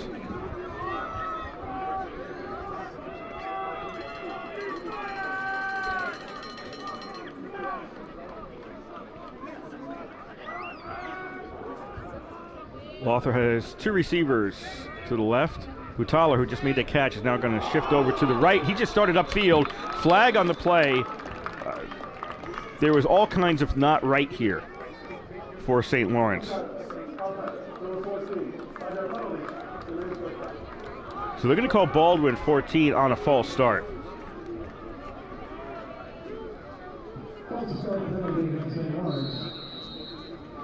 And Hutala, I'm pretty sure, had started upfield prior to the ball being snapped.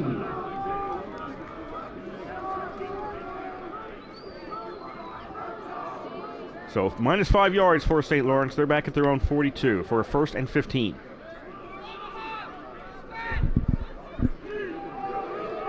And this is going to be Lothar keeping it on the keeper. He's going to run out of bounds at his 46. So he picks up 4. Didn't look like he had any plan. Nope. You can look at it right now. This was an option for him. He had no desire to pass that ball. He was running with it all the way.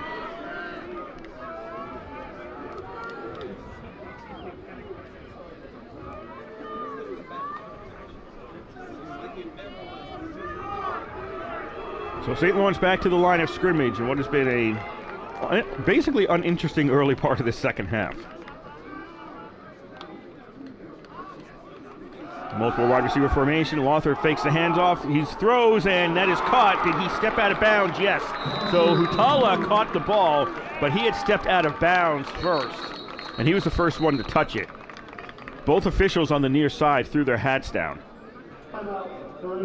There's also an injury timeout by the referee, as one of the offensive linemen for St. Lawrence was unable to get up. So this reception isn't going to count.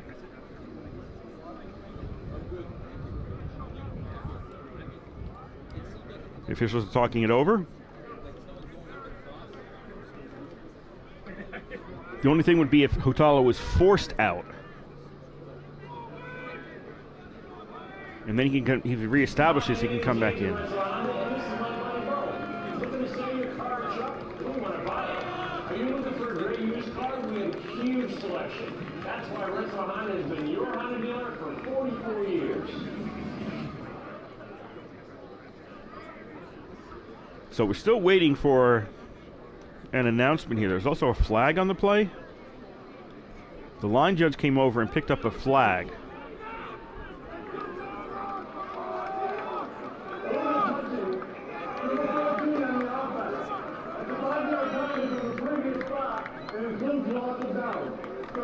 Okay, so that's for the illegal touch. So he stepped out of bounds, first person to touch the ball on illegal touch, so loss of down and minus 5 yards on the illegal touch.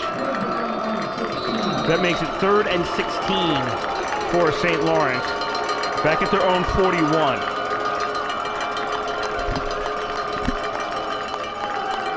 Lothar quickly throws, and that was a miscommunication on the route. Goodwin cut in towards the middle of the field, and Lothar thought he was going to the sideline.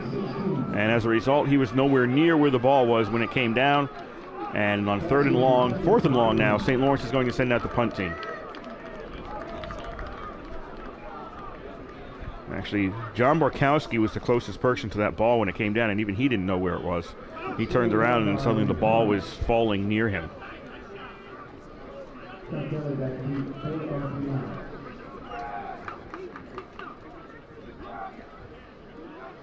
So, 4th and 15, and the punt is partially blocked. It will stay in bounds. Now it's going to go out around the 47. Arbaugh had been getting rid of the punch just barely prior to that one, but RPI got a piece of that one, and the ball rolls out at the RPI 47, and that's where RPI is going to take over for their next series.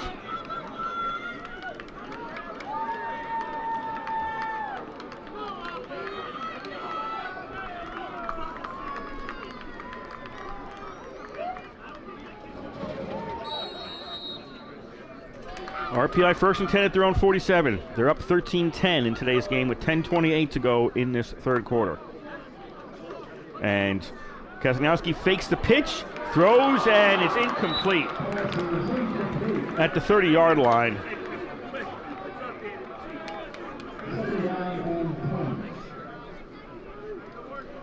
Faraday was the intended receiver. There were literally 5 defensive players around him right as he was trying to catch that ball.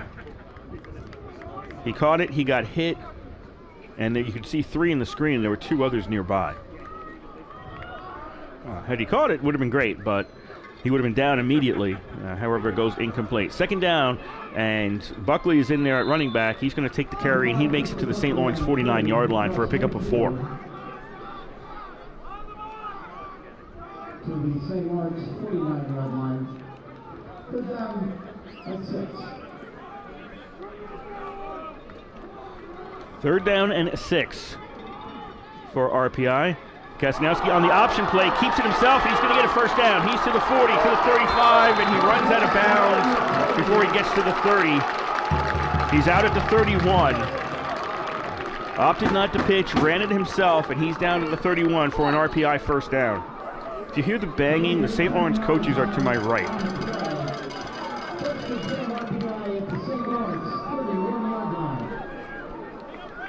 So 1st and 10 for RPI to St. Lawrence 31. 13-10, RPI leads with 9:35 to go in the 3rd quarter. Kasanowski fakes a handoff to Buckley, keeps it himself again, straight ahead, and he's down to about the 25. Yep, they're going to bring him in. They're going to call him at the 25. I'm not sure he quite made it there, but that's where they'll say he got to. So that's a pickup of 6 for Kasanowski on the ground. 2nd down and 4. At the St. Lawrence 25-yard line.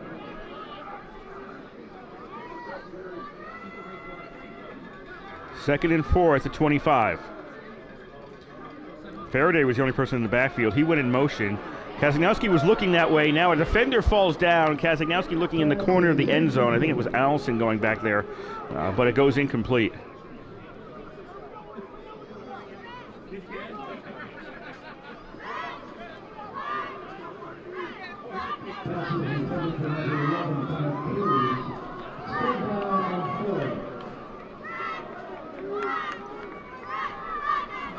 So 3rd down and 4 for RPI at the 25.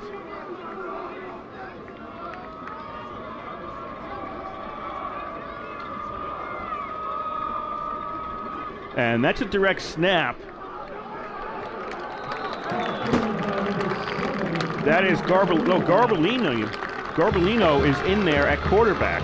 Garbolino went in at quarterback and took the ball, ran it, and where did he get down to? He didn't get a 1st down.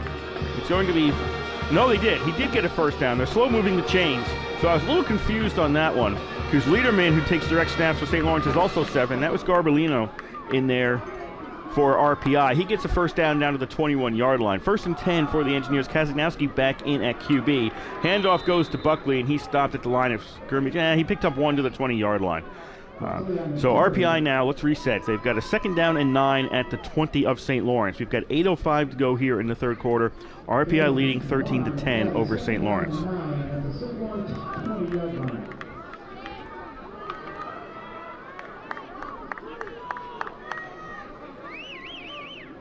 So Buckley is the running back. 2nd down and 9 RPI.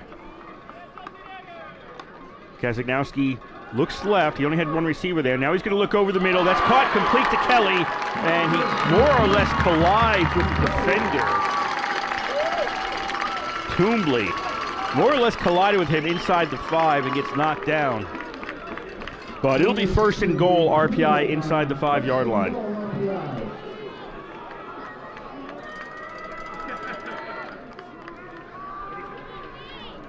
(13-10), RPI leads 7:15 to go, 3rd quarter. Kelly goes in motion for the Engineers as it's 1st and goal. Kazagnowski's going to run straight ahead, and he's going to move it in for the TD. RPI takes a 19-10 lead.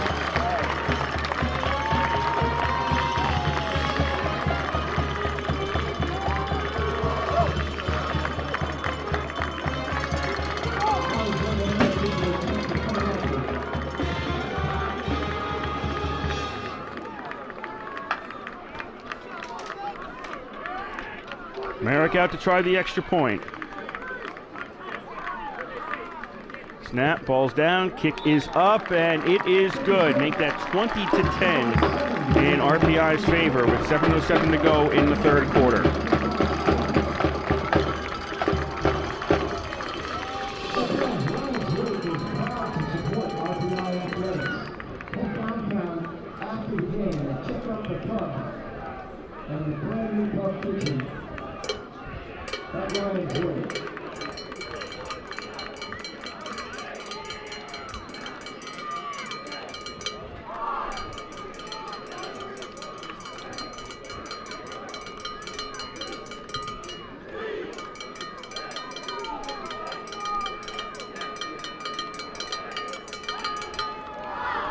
So that's 3 yards to Kazagnowski on the touchdown run there. Just a minor note, back in the 2nd quarter, Buckley's touchdown run was 8, not 7, as I previously reported.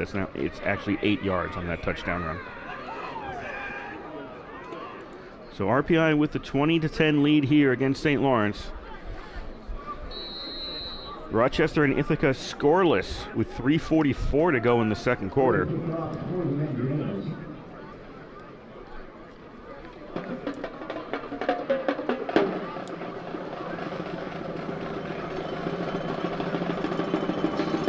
Merrick boots the ball away.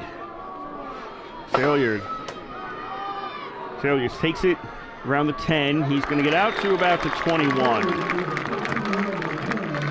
and stop there. So St. Lawrence is back in, unfortunately for them, familiar territory, down by 2 scores in the 2nd half. That's where they were last week against Union. That's where they are right now against RPI.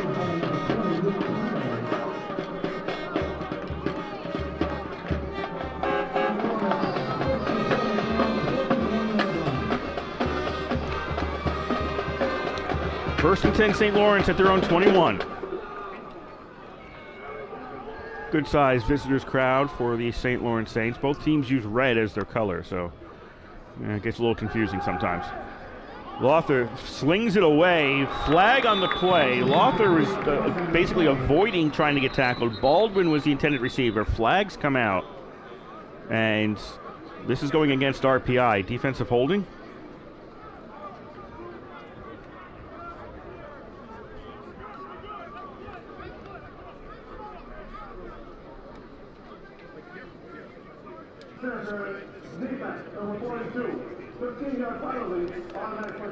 So that's Diego Fernandez getting called for pass interference.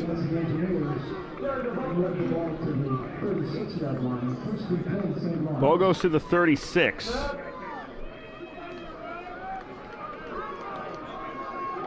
And it'll be a first down for St. Lawrence. RPI had been avoiding 15-yard penalties so far today, but not that time. Saints at their own 36. 6:55 to go here in quarter number 3. Saints trailing by 10. Lothar throws and almost intercepted. Sailors was waiting for the ball to show up. Success Frederick got a hand on it in the way, but he couldn't make the INT.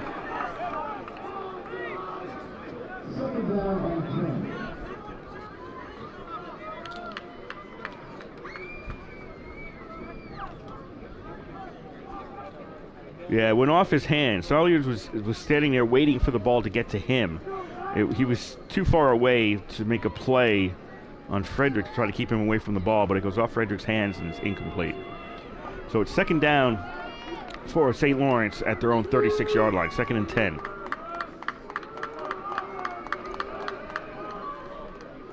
Wind currently with St. Lawrence as they're going right to left across your radio dial.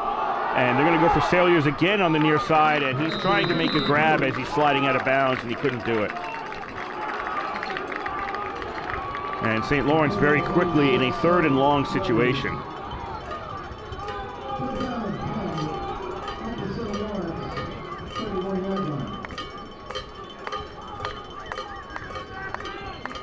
Saints not able to get anything going in this second half. This is their second possession. Moved the ball a bit on the first one, then got backed up. Penalties didn't help. Now here they got it ahead on a 15-yard pass interference call, but now they're in a 3rd and long. Lothar looking downfield, gets hit, and forget it. He's not getting away from that. Looks like RPI may have had 5 on that rush. Owen Boland on the sack for RPI. And the Saints are back to their own 28, and the punt team is coming out for St. Lawrence.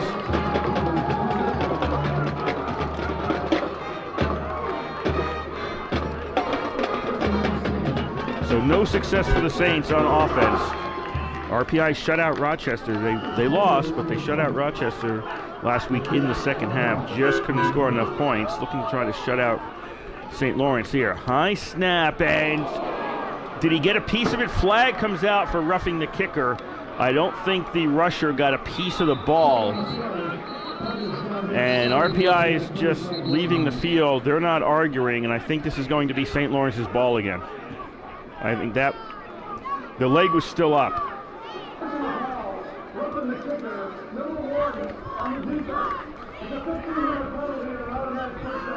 So the kicker's leg was still up in the air and he got hit, but the RPI player didn't get any of the ball. It was Encarnacion, I believe.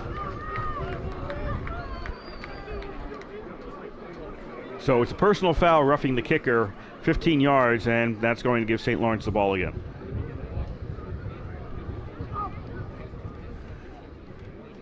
So 2 15-yard penalties on this possession for St. Lawrence. One is a pass interference call, which got them out to the 36, and now another one, which after the sack and would have given RPI good field position with the punt, instead turns into St. Lawrence having it at their own 43 for a 1st and 10. 5:53 to go here in quarter number 3. 20-10, RPI is on top of St. Lawrence. Lothar throws, and that's along the sideline. It goes incomplete.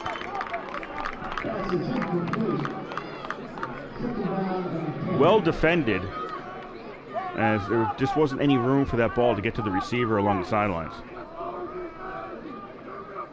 And actually, the receiver was more or less playing defense at that point. It was closer to being an interception than an offensive reception. Incomplete on 1st down. 2nd and 10 for St. Lawrence at the 43.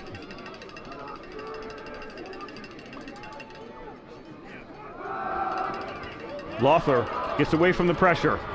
Rolls right. He's going to tuck the ball down, and he's going to run with it, and he's going to run out of bounds right around the 50.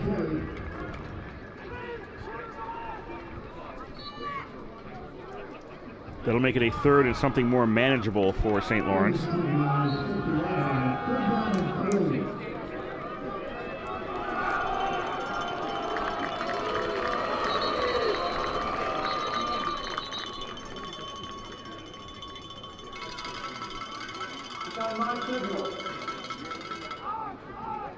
The clock had stopped, and it shouldn't have.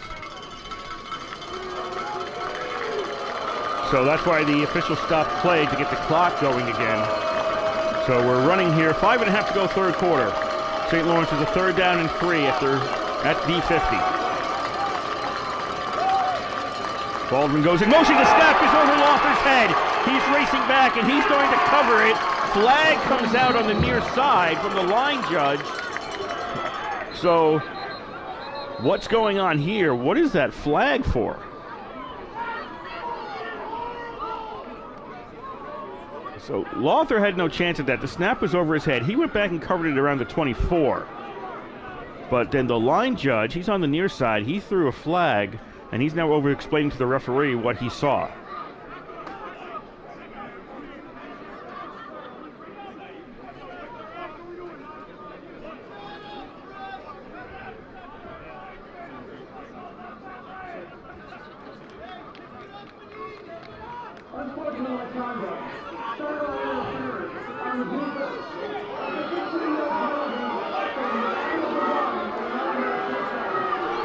So sideline interference call against RPI.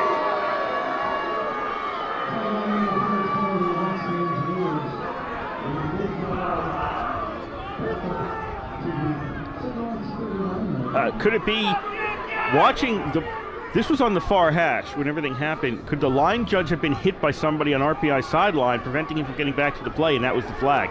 I think that might have been what it was. And so what would have been 4th and extremely long has now turned into 1st and 10 for St. Lawrence. Ball is at the 39 on St. Lawrence's side of the field.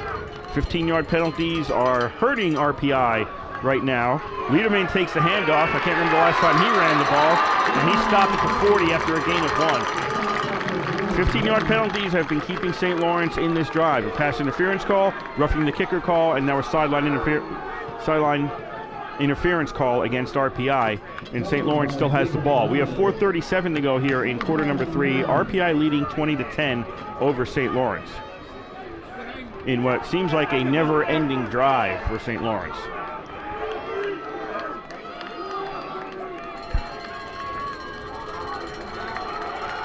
Second and 9 for the Saints at the 40.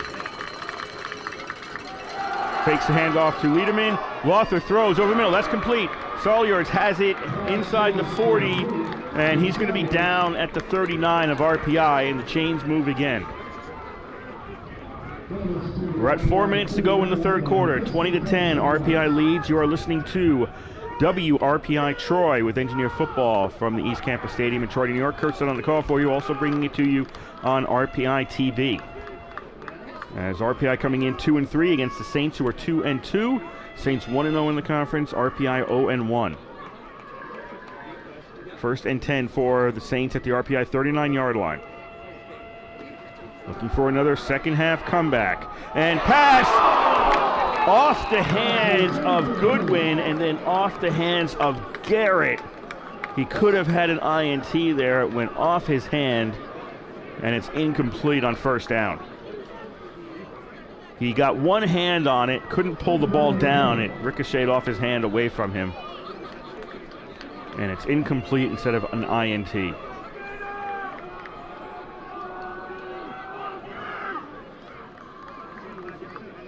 Second and 10, St. Lawrence at the 39-yard line. Lawther keeps dropping back. Now he's going to throw, and it'll go down. It'll get hit at the 31-yard line. He was out of the tackle box, and it went past the line of scrimmage.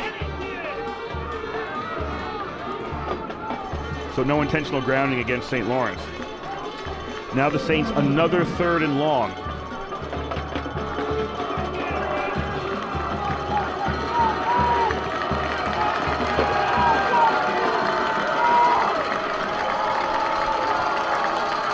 Four wide receiver formation. Liederman in the backfield. Baldwin now goes in motion. Lawther looking downfield. He's got 2 guys chasing him, and he's going to get sacked back at the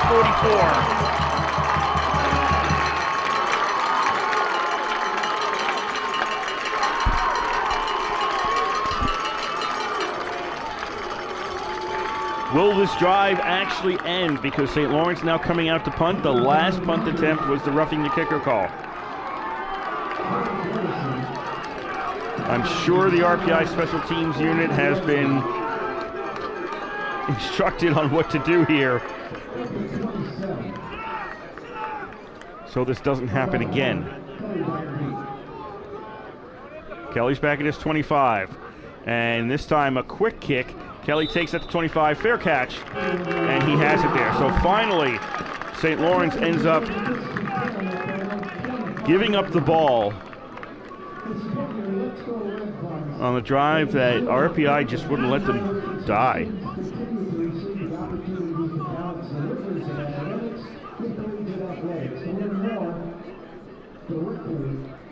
RPI at their own 25. We have 2:19 to go in this third quarter. 20-10, RPI is on top. RPI offense seeing the ball again. Seems like it's been a while, and I think it's Ming in at running back who's going to lose a couple of yards here. Yep. Ming's going to lose some yards back to the 22. That's a loss of 3.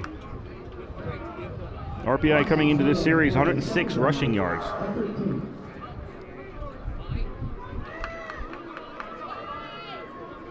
Versus what looks like for St. Lawrence, with especially Lothar having to rush back and cover a high snap. They've got -5 rushing yards right now. Plenty of time for Kasinowski in the pocket. Gets it to Ming, and Ming's going to pick up 5 as he gets it at the line. He gets it at the original line of scrimmage for this series of downs, and then picks up another 2 yards. So he makes up for the 3 that they lost on first down. It's pick up a 5. But RPI now in a 3rd and long at a 3rd and 8.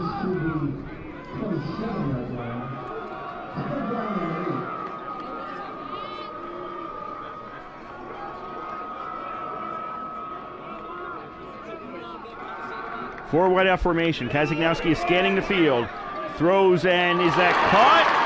Encarnacion have it at the 50-yard line? Yes, he does. Encarnacion grabs it. Giardino was on the coverage. Was right there with him, but Encarnacion picks up the reception at the 50, and RPI has a new set of downs. 1st and 10 at the 50 for RPI. Kasinowski's rolling around back there looking for someone to throw this ball to, and he's going to overthrow the intended receiver. And I think that was Faraday on the far side. And it's incomplete on first down. So RPI is going to have a 2nd and 10 at the 50-yard line. 42 and change in terms of seconds left here in this third quarter. RPI with a 20-10 lead on St. Lawrence.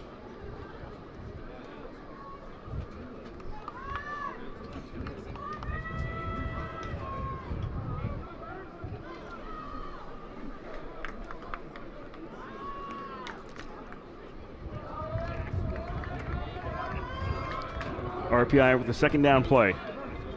Handoff goes to Ming, and they're going to reverse this one to Encarnacion. Encarnacion 50-45, falls forward to the 44 on 2nd down. That's a pickup of 6.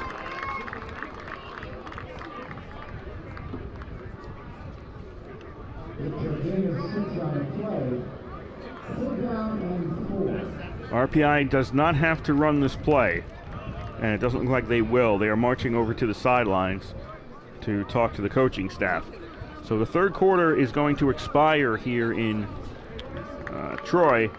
RPI with the only score of the second half so far. It's the Kasinowski 3-yard touchdown run, a little more than halfway through the quarter. And RPI has a 20-10 lead over the St. Lawrence Saints.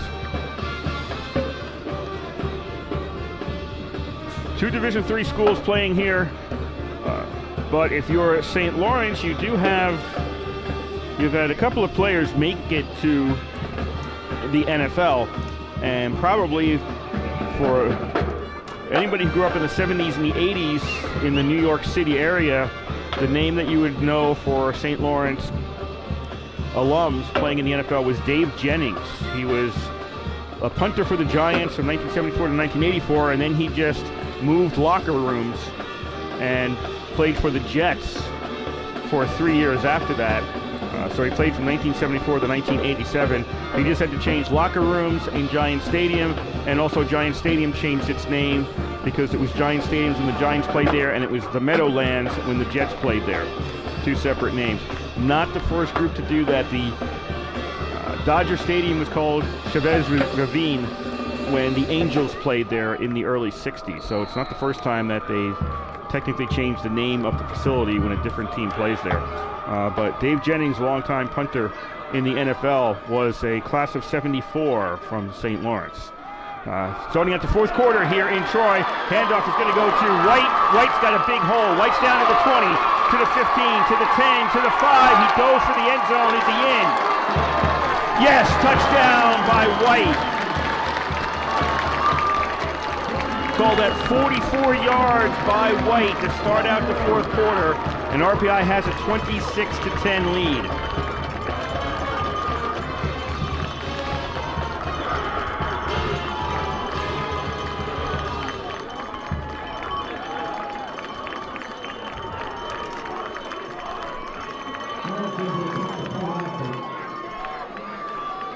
Merrick out to try the extra point to make it fully a three-score game here.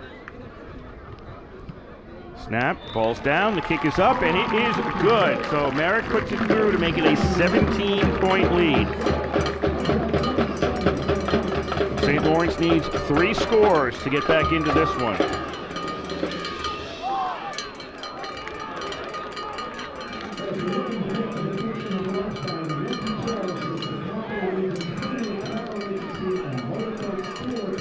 RPI with touchdowns on their last 2 drives. And again, like last week, well, Rochester last week, they definitely did shut out Rochester in the second half. Here so far, they have shut out St. Lawrence.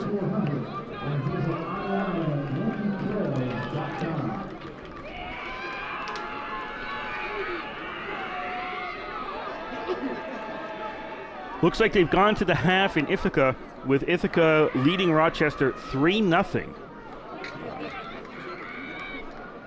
I'm not sure anybody would have picked that as the score of that game prior to the season starting.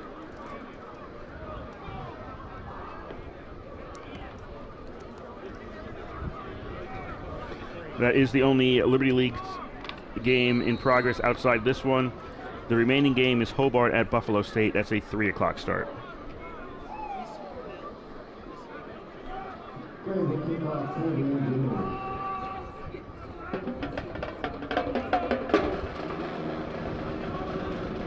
RPI to kick the ball away. They're going right to left. St. Lawrence left to right across your radio dial in this fourth quarter.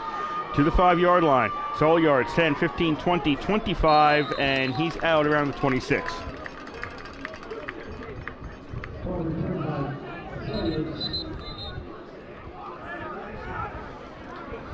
And it looks like he might be hurt. He's on the, this was on the RPI side of the field. So there's an official timeout with 14:42 to go in this fourth quarter. Solyards is in pain on the near side. And the training staff has come across to take a look at him. So we're having an injury timeout.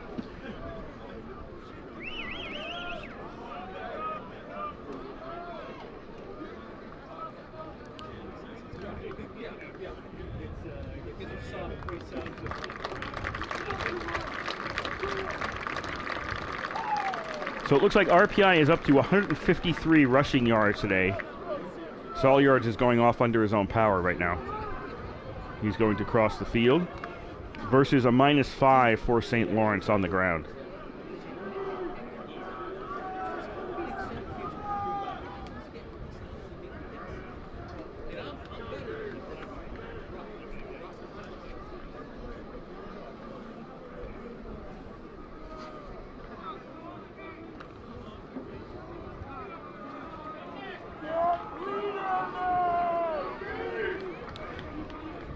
So Solyards is made to the other side of the field. 1st and 10 for St. Lawrence at their own 27. And Solyards is going over to get looked at. He's not just standing in the sideline waiting for the next play. He's going over to be looked at. So he's not available to the Saints offense at this time. Lothar fakes the handoff, keeps it himself. He's going to run right, and he runs out of bounds around the 30. So St. Lawrence trying to get something going here.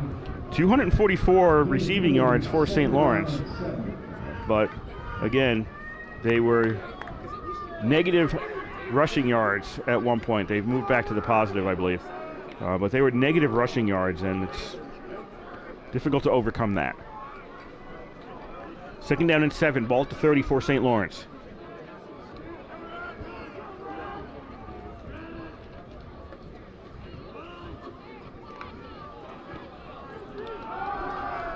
Lothar slings it downfield, and where'd it go? Got caught? Oh, wow, nice. That is a really nice catch by Baldwin, because the defender had that all lined up for an INT, and Baldwin just got in there, and it looked like it was going to be an interception and took it away from him. That was a really nice play by Baldwin. That's not only the offense playing defense, but then going back to playing offense. Nice work by Baldwin. Gets St. Lawrence out to the RPI 45 for a 1st and 10. Lothar hands off on 1st down, and that's only going to get St. Lawrence about a yard. Liederman gets to the 44. 13:35 to go here in the 4th quarter. RPI 27, St. Lawrence 10. RPI looking to break a 2-game losing streak.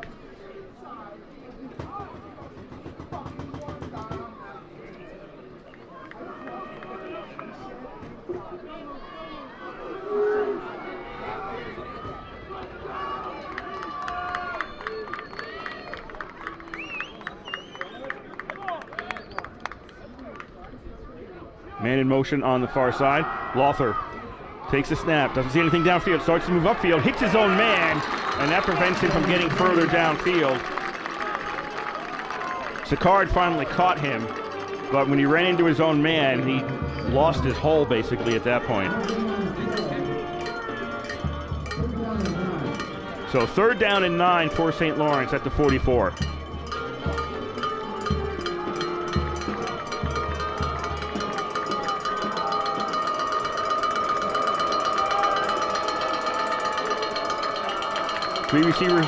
Four receivers for St. Lawrence. One tight end just a little bit off away from everybody else.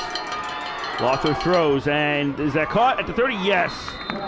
That's a completion to Baldwin, who's been the best receiver for St. Lawrence, in my opinion, getting open and making tough catches today for St. Lawrence. He's down to the 29 of RPI, and that'll be a 1st down for St. Lawrence. 12 to go here in quarter number 4. RPI leading St. Lawrence 27-10. 3 wide receivers, Liederman in the backfield. We got a tight end on the left side with 2 of the receivers. A sling downfield and bounced up and intercepted. Is it caught? Yes. Yes, off a deflection. RPI gets an interception inside the 5. I think that was Garrett who picked that off. Lothar just kind of slung it out there. It went off the helmet of the Saints player. The intended receiver, that was Baldwin. It went off his helmet and then off another part of his body, deflected back to Garrett, and Garrett with the INT. So RPI gets possession inside their own 5. 11:42 to go, 4th quarter. RPI up by 17 with the ball. Kasanowski throws to Faraday. He's near the 8-yard line. Where are they going to mark him out? They're not going to give him forward progress. They're going to say he backed up. Faraday's right now arguing the point, and I don't think he was as far back as that. The ball wasn't back at the 6. It was probably back at the 7.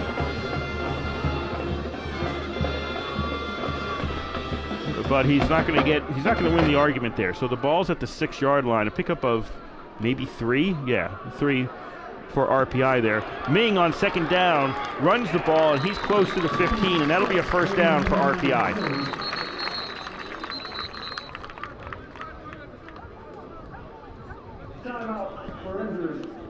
So an injured Saints player is going to stop the clock,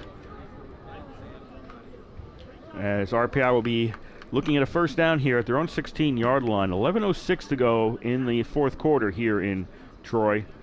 27 for RPI, 10 for St. Lawrence. Now, going back to Dave Jennings, if you didn't watch him play in the 70s and 80s, if you were still in the New York area, he did announcing I remember him doing Jets games on the radio. So he had a career in broadcasting after he retired from the NFL. Very knowledgeable. I remember thinking, wow, he spent a lot of time watching the game on the sidelines and being around everything, even though he mostly punted. And he was very knowledgeable about the game, and he was a good announcer. But unfortunately, that ended. He died young, 61, Parkinson's disease. He died relatively young. And had to retire from broadcasting a few years prior to that because of his illness. But Dave Jennings, the most prominent St. Lawrence alum to play in the NFL. Here we got a 1st and 10 by RPI, just beyond their own 15-yard line. Ground game for the Engineers, and that's going to be Kelly ending up with the ball, and he's going to be out to the 18-yard line. So the clock is not RPI's. RPI wants this clock to go away. Keep it on the ground. RPI's got a 3-score lead and try to just get this clock gone.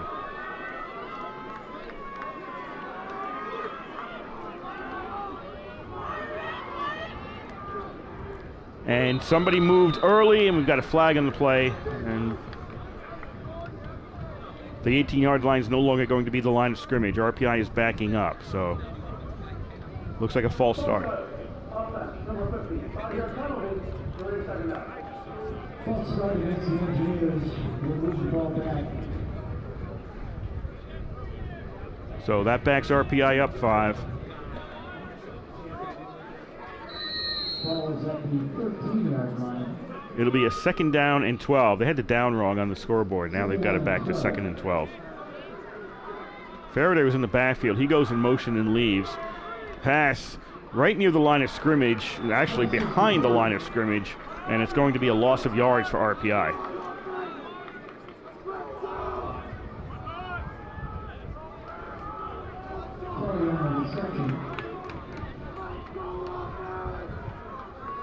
So RPI loses about a yard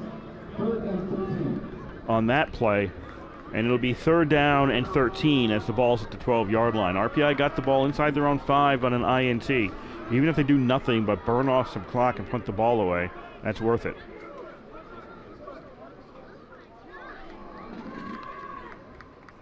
Four wideout formation for Kazagnowski. Scanning the field, he's got time, throws, and that is incomplete.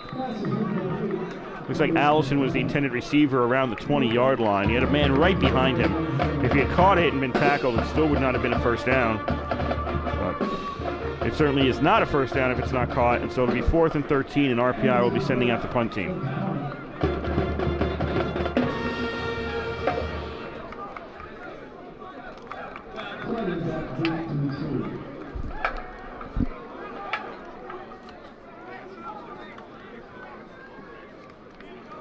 So Burke will be punting out of his end zone.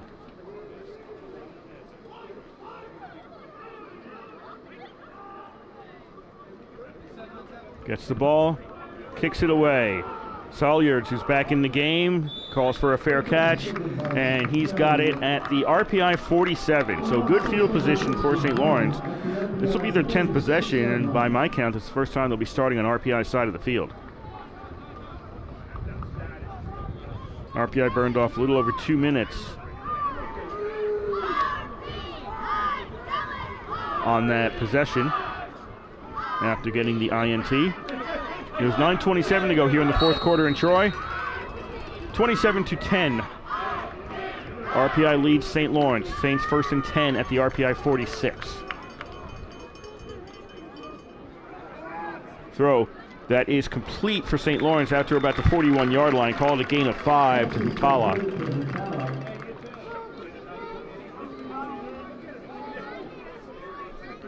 Saints rushing yards today, they're up to 15. They've gotten out of the negative territory.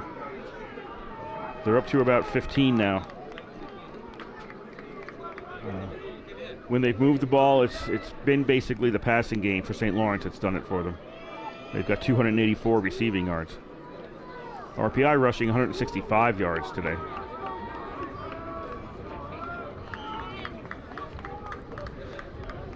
I would think the Saints would show more urgency. They're letting a lot of time go off the clock between plays. They've burned 35 seconds, and now they're going to take a timeout.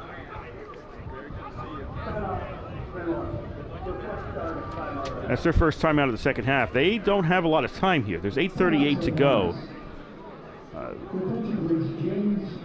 They need 3 scores. They're down by 17. That is 3 scores. With 8:38 to go, that's 3 possessions. And even if RPI gets it back, twice in that, and an onside kick doesn't work, and RPI gets it back twice, you're 4 or 5 minutes burned off just by RPI, even if they don't get downfield. There's not a lot of time here for St. Lawrence, and I'm surprised that they allowed so much time after that play, and then finally ended up taking a timeout.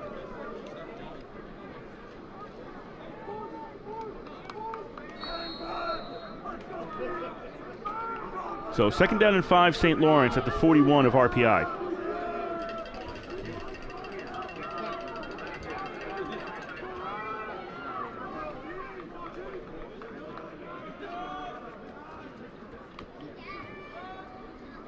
Lothar slings it. That is complete to Baldwin. He's got a first down, and he's going to get stopped at the 33. And a flag back in the offensive backfield, holding against St. Lawrence, I think.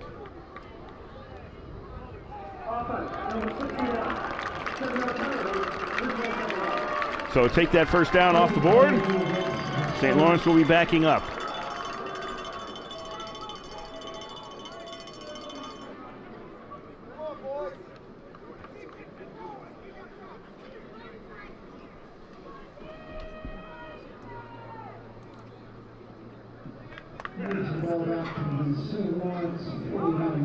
Back on St. Lawrence. St. Lawrence is back on their own side of the field at the 49-yard line for what will now be a 2nd and 15. The guy with the marker for where the ball is, the line of scrimmage, didn't move.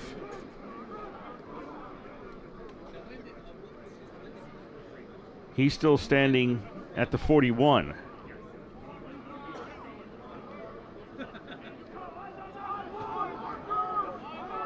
So he's supposed to move. Yeah, I can hear the crowd yelling, move the down marker. He has to move to where the ball is. So we had a delay straightening all this out. 4 wide receivers for Lothar as the clock is running, 8:25 to go. Lothar drops straight back. Over the middle, and is it complete? Yes. Yes, complete to Goodwin at the 34-yard line, and that'll be a first down for St. Lawrence. So the Saints now showing some urgency, getting to the line quickly. As the official says everything's set, the clock doesn't stop on first downs except in the last 2 minutes of a half. Pass that is complete to Goodwin again in the flat, and he's going to run out of bounds at about the 28. So he picks up 6 on that first down play.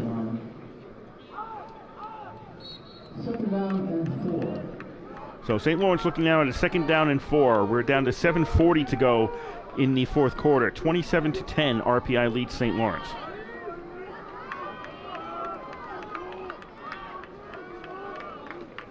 Three receiver formation for Lothar. Tight end on the right with 2 receivers. Liederman, who hasn't run much, in the backfield. He stays in the block. Lothar's under pressure. Runs back, now rolls out to his right, throws, and that's incomplete. I think he hit Baldwin in the leg around the 25-yard line. And 3rd down and 4 is coming up for St. Lawrence. Incomplete pass stopped the clock, so they've got some time to think this one over.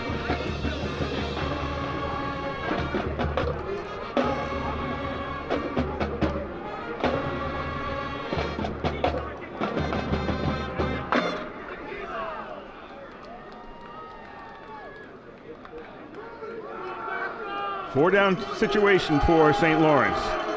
Trailing by 3 scores with 7:17 to go in the game. And we've got a flag on the play.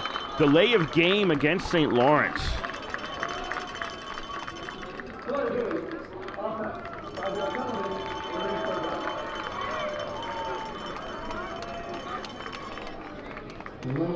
I saw the reaction of one of the assistant coaches next to me just put his head down on the table.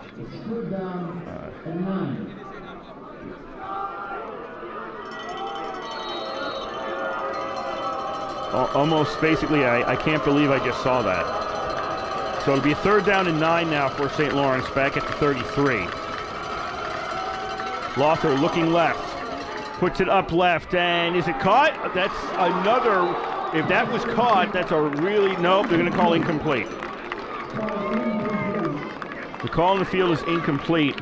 I actually thought he had it. I couldn't tell who it was, but I actually thought he had it. I think that's Baldwin again. No, Hutala. It kind of got forced out while he was, like, it kind of got forced out while he was getting tackled.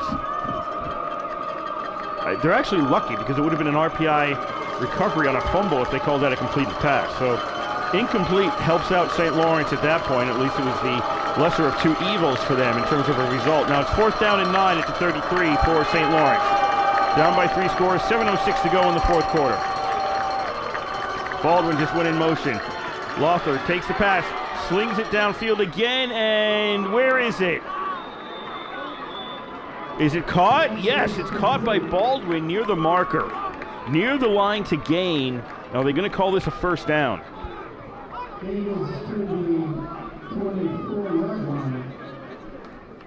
It is a 1st down for St. Lawrence.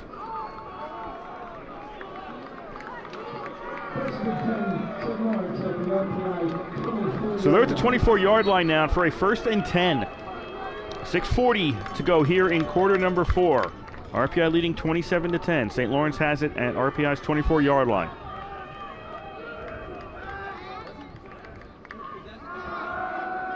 Lothar looking on the far side, and that's incomplete. Johnson on the coverage for RPI.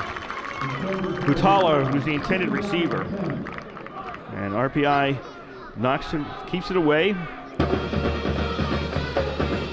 So far, shutting out St. Lawrence in this 2nd half.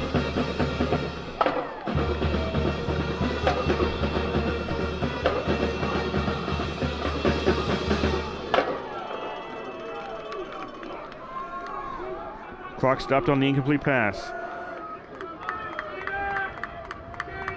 St. Lawrence on 2nd down. Well, I was going to say almost exclusively passing, but now Lothar's going to keep it himself on a designed run, and he's going to be out at the 16.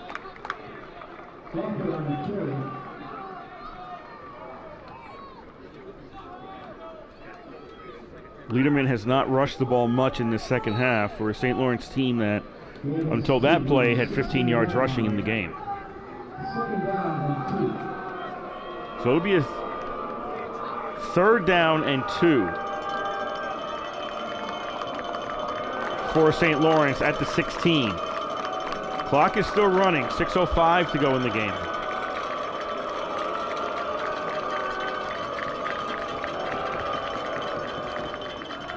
Lothar's looking left, throws, and that is complete to Goodwin, and Goodwin's going to get spun out of bounds around the 10. Calls the 11, and that'll be a 1st down for St. Lawrence.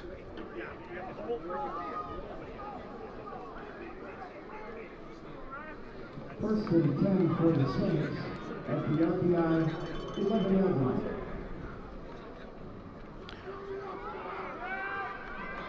Saints got the ball with 9:27 to go in the 4th quarter. It's going to be about 4 minutes they've held the ball right now as they're down to the 11 for a 1st and 10. Lothar drops straight back and intercepted. Easy interception for the Engineers. Heading down the far sideline to the 50, to the 45, and a lateral to Sicard, and Sicard's going to go in for the TD.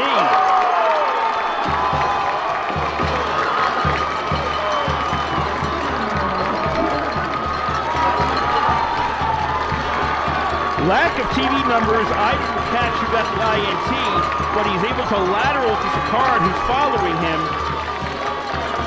And that enables RPI to get the touchdown and make this a 4-score game.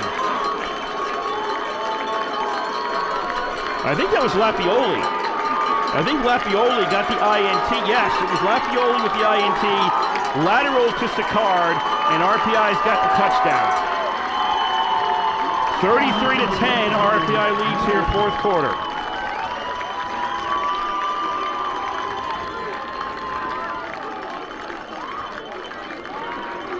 Merrick out to try the extra point. Snap, spot, kick is up, the kick is good. 5:08 to go in today's game. RPI now leads it 34-10.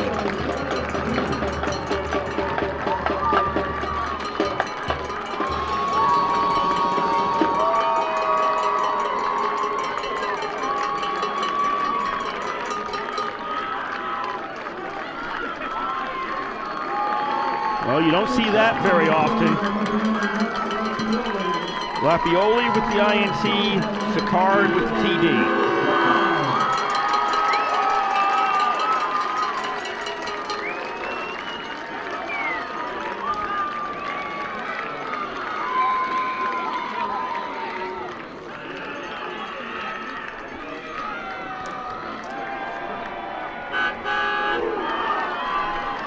So my question is, does Sicard have an INT yet this year? No. For Lapioli, that would be his second. Cortez Garrett also picked up his second of the game earlier. But Sicard does not have any INTs, which means he gets INT yardage, but no INTs.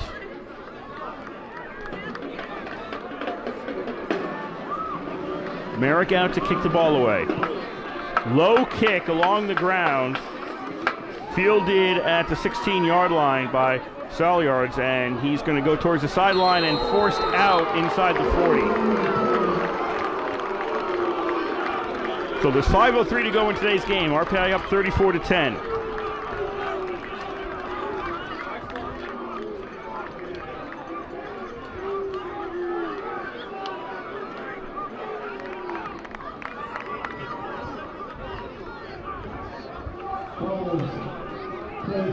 St. Lawrence at their own 38, now down by 24. Well, it's actually you could do 3 scores if you get the 2-point conversions. It's not strictly a 4-score game right now. 3 touchdowns, 3 2-point conversions get you in there, but you need to get a touchdown before you get 3 touchdowns. First down, St. Lawrence on the ground. Who do they have in there? Benjamin Chapman on the carry for St. Lawrence. And he's going to get out to the 43. There may be some recognition here by the Saints that a comeback is not going to be happening.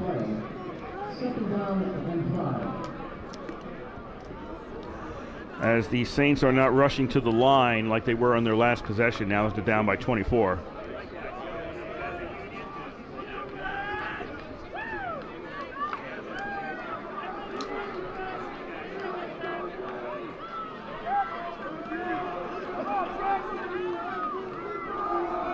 Second down, Chapman's going to take the carry again, and he's going to get stopped at the 44.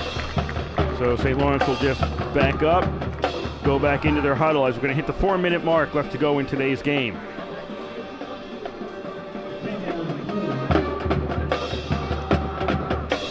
Both teams have all their timeouts. I suspect those will not be used. So St. Lawrence with a 3rd down and 4 now at the 44-yard line on their own side of the field.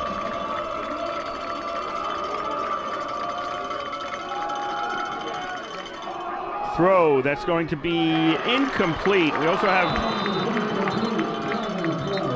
flag on the play, so this is going to be pass interference against RPI. So St. Lawrence is going to keep possession of the ball. We've got 3.5 to go in the game. Also changing quarterback, Mark Rodeo is out there for St. Lawrence. He's the one who threw the ball. So starters out for St. Lawrence at this point.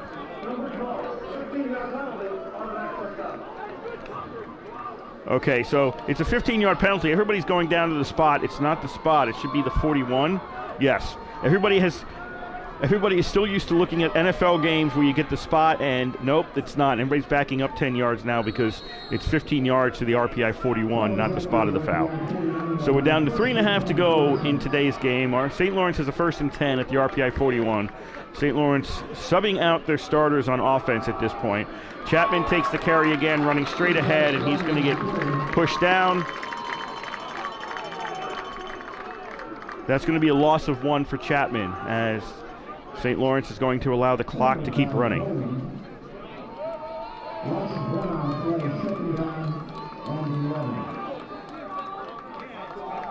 They've passed the halfway mark in Ithaca of the third quarter, the halfway mark of the third quarter, and Ithaca still leading Rochester 3-0.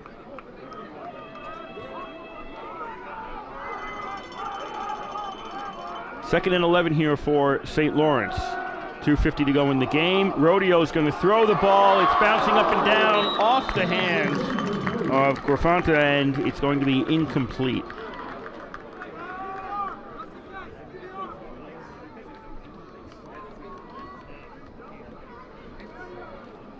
So that does stop the clock with 2:47 to go in today's game.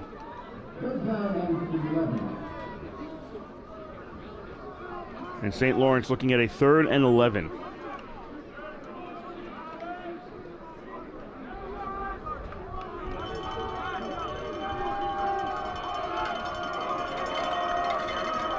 Rodeo was going to roll to his left, but a flag comes out, killing this play.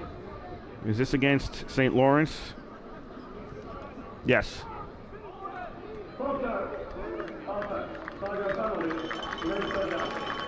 So 3rd and 11 will become 3rd and 16 for St. Lawrence. It's just a matter of playing out this one out. If they can avoid the penalties and incomplete passes, it'll go faster. 34-10, RPI leads St. Lawrence here in the 4th quarter.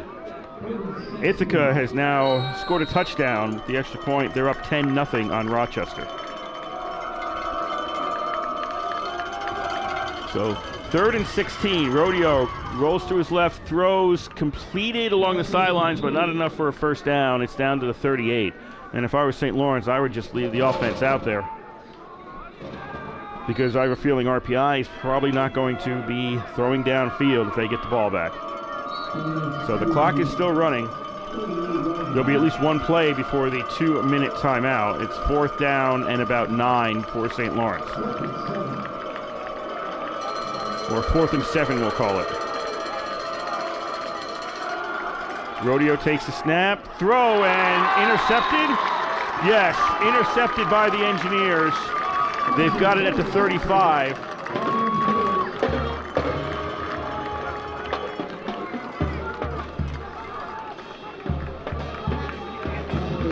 So RPI gets possession with 2:17 to go.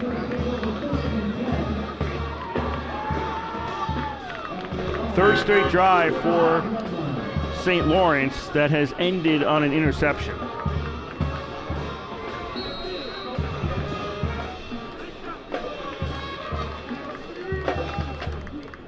RPI just a matter of running this one out, as they've got it at the 35-yard line. Kasagnowski's still out there at QB. Handoff goes to Hughes, and Hughes goes left, and he's going to get a first down inside the 50 to the St. Lawrence 48.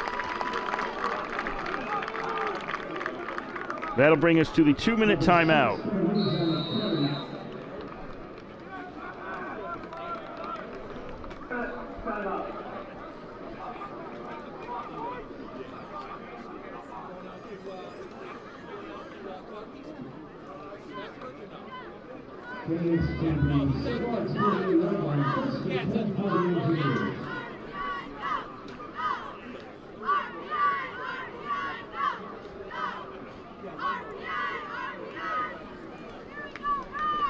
So 2 minutes to go here in Troy. RPI leading 34-10 over St. Lawrence. Home team winning here, and Ithaca home team is winning. And I mentioned this in the first half. If the two home teams win here prior to the Buffalo State-Hobart game, Hobart defeat over Buffalo State would make Hobart the only undefeated team in the Liberty League, because St. Lawrence and Rochester both won last week, and Hobart was the other winner. So, and 1st and 10, I'll get to the end in a moment. 1st and 10 to 48. Handoff goes to Hughes. He's going to run right, and Hughes is going to get tackled at about the 40-yard line. And we've probably only got a few more plays here to go. If RPI is going to win this one, if the Ithaca game holds up, not only could Hobart be 2-0, but if Hobart were to lose to Buff State would be the only undefeated team. So the winner of that game will be the sole remaining undefeated team in league play and in the driver's seat the rest of the way down.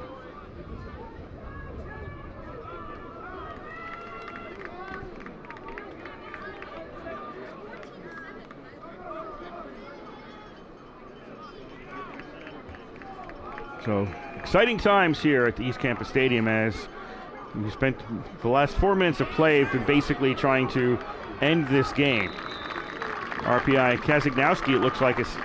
No, that's not Kazagnowski. No, that's 15. That is DiMatteo is out there for RPI right now.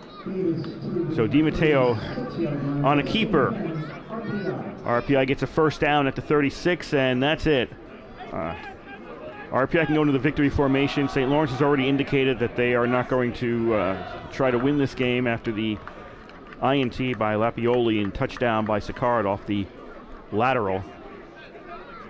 They came out next time on offense with substitutes out there for their main people, so they indicated that the game was out of hand at this point. We're under 40 seconds to play. RPI takes a knee, and that's going to be it. It's just a matter of running the time off the clock, but it's going to be a 34-10 RPI victory here over St. Lawrence.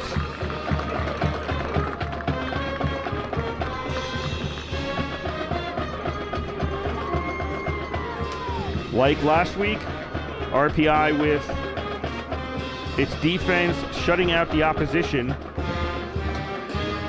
in the second half. The difference is this time RPI's offense picked up 3 touchdowns in the second half. Last week they were only able to pick up 1 touchdown, and that resulted in RPI not being able to overcome the deficit last week, but they went into the halftime leading today, then picked up the 3 touchdowns, shut out St. Lawrence in the second half, and that ended up with an RPI 34-10 victory over St. Lawrence. Still a little bit of rust out there, still some penalties RPI shouldn't have taken, but the penalties were not as bad as last week or against Endicott in terms of the damage that they did to RPI. The offense, the rushing game worked. RPI is going to end up with 192 rushing yards today. Receiving yards were low, but if the ground game's working, it works, and also you've got a defensive score mixed in there as well. So RPI with 5 touchdowns, 4 on offense, and 1 contributed by the defense gets them to win today. So time to run down the scoring in today's game. 7:51 to go in the first quarter. It was White with a 1-yard run for RPI. Caden White back in action. He missed last week's game. The kick was missed, and RPI led 6-0 at that point. And then with 1:18 to go in the first quarter, Liederman with a 2-yard run. Fogler's kick put St. Lawrence up on top 7-6. That was the score at the end of the first quarter. Second quarter, St. Lawrence increased their lead. Fogler with a 33-yard field goal with 12:37 to go in the first half. Made it 10-6 St. Lawrence. That would be the last time St. Lawrence would lead in today's game. With about 7.5 to go in the second quarter, Buckley with an 8-yard run. Merrick's kick put RPI up to stay 13-10. That was the score at the half. In the third quarter, 7:07 to go in the third quarter. Kazagnowski with a 3-yard run. Merrick's kick made it 20-10 RPI. And then in the fourth quarter, with 14:47 to go in the game, White with a 44-yard run. Merrick's kick made it 27-10 in favor of the Engineers. I believe that was a 44-yard run.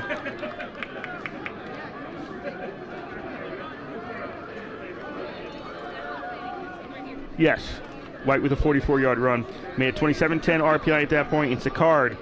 5:08 to go in the game. Lapioli intercepted Lothar, and then lateraled to Sicard around the 35-ish, somewhere around there, 30-35 on RPI side of the field.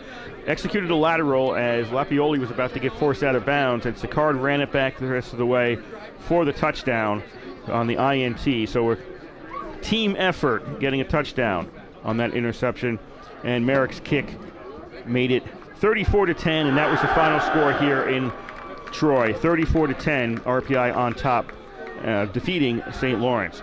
With the win, RPI improves to 3-3 overall. They are 1-1 in the conference, and they break their 2-game losing streak. With the loss, St. Lawrence falls to 2-3 overall. They are also 1-1 in the conference, and they had only won 1 game prior to that, so I guess you could call it a 1-game winning streak. That's over. Now they took the loss. For St. Lawrence, they are at Hobart next Saturday. They're home against Hobart next Saturday at 1 p.m. And for RPI, they are on the road at Ithaca next Saturday. That is also a 1 p.m. start. So those are the next 2 games for these 2 teams. Engineers of the game. RPI's offensive engineer of the game. There's a lot to go around here. Everybody contributed to this today.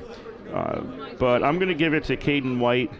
2 touchdowns today, 66 yards gained on 10 rushes, so 6.6 yards per rush and the 2 TDs. He's going to be my RPI offensive engineer of the game. On defense, Cassius Johnson with 8 total tackles and a lot of well-defensed plays as a cornerback. He's going to be my defensive engineer of the game. So that's Caden White on offense, Cassius Johnson on defense, and special mention to the teamwork, Lapioli to Sicard on the interception and touchdown. Nice teamwork out there. So those are the engineers of the game. So it's time to say sayonara from the East Campus Stadium. Before we head out, we'd like to thank the Rensselaer Union. They provide the funding for WRPI and all the club-related activity of the Institute, and that includes WRPI's coverage of engineer football, hockey, and baseball. Also, WRPI is on the World Wide Web. Point your browser to WRPI.org. And you can pick up our broadcast 24 hours a day, 7 days a week. As long as we're sending something over the air, we'll provide it for you on the feed. That's WRPI.org. Our next football broadcast next Saturday, RPI at Ithaca, 1 o'clock at Butterfield Stadium on the Ithaca College campus. Latest update we have from the game. They are going into the 4th quarter in Ithaca, with Ithaca leading Rochester 10-0. So that's the only out-of-town score we have for the Liberty League. The Buffalo State Hobart game starts in about 10 minutes. So that's a 3 o'clock start for the remaining game today. My name is Kurt Studd. I would like to thank you for listening to today's action, and I would also like to thank everybody at the station for making sure we got out over the air to you today. The final score here in Liberty League football from the East Campus Stadium, it was RPI 34 and St. Lawrence 10, and you've been listening to live coverage of Engineer football on 91.5 FM WRPI Troy.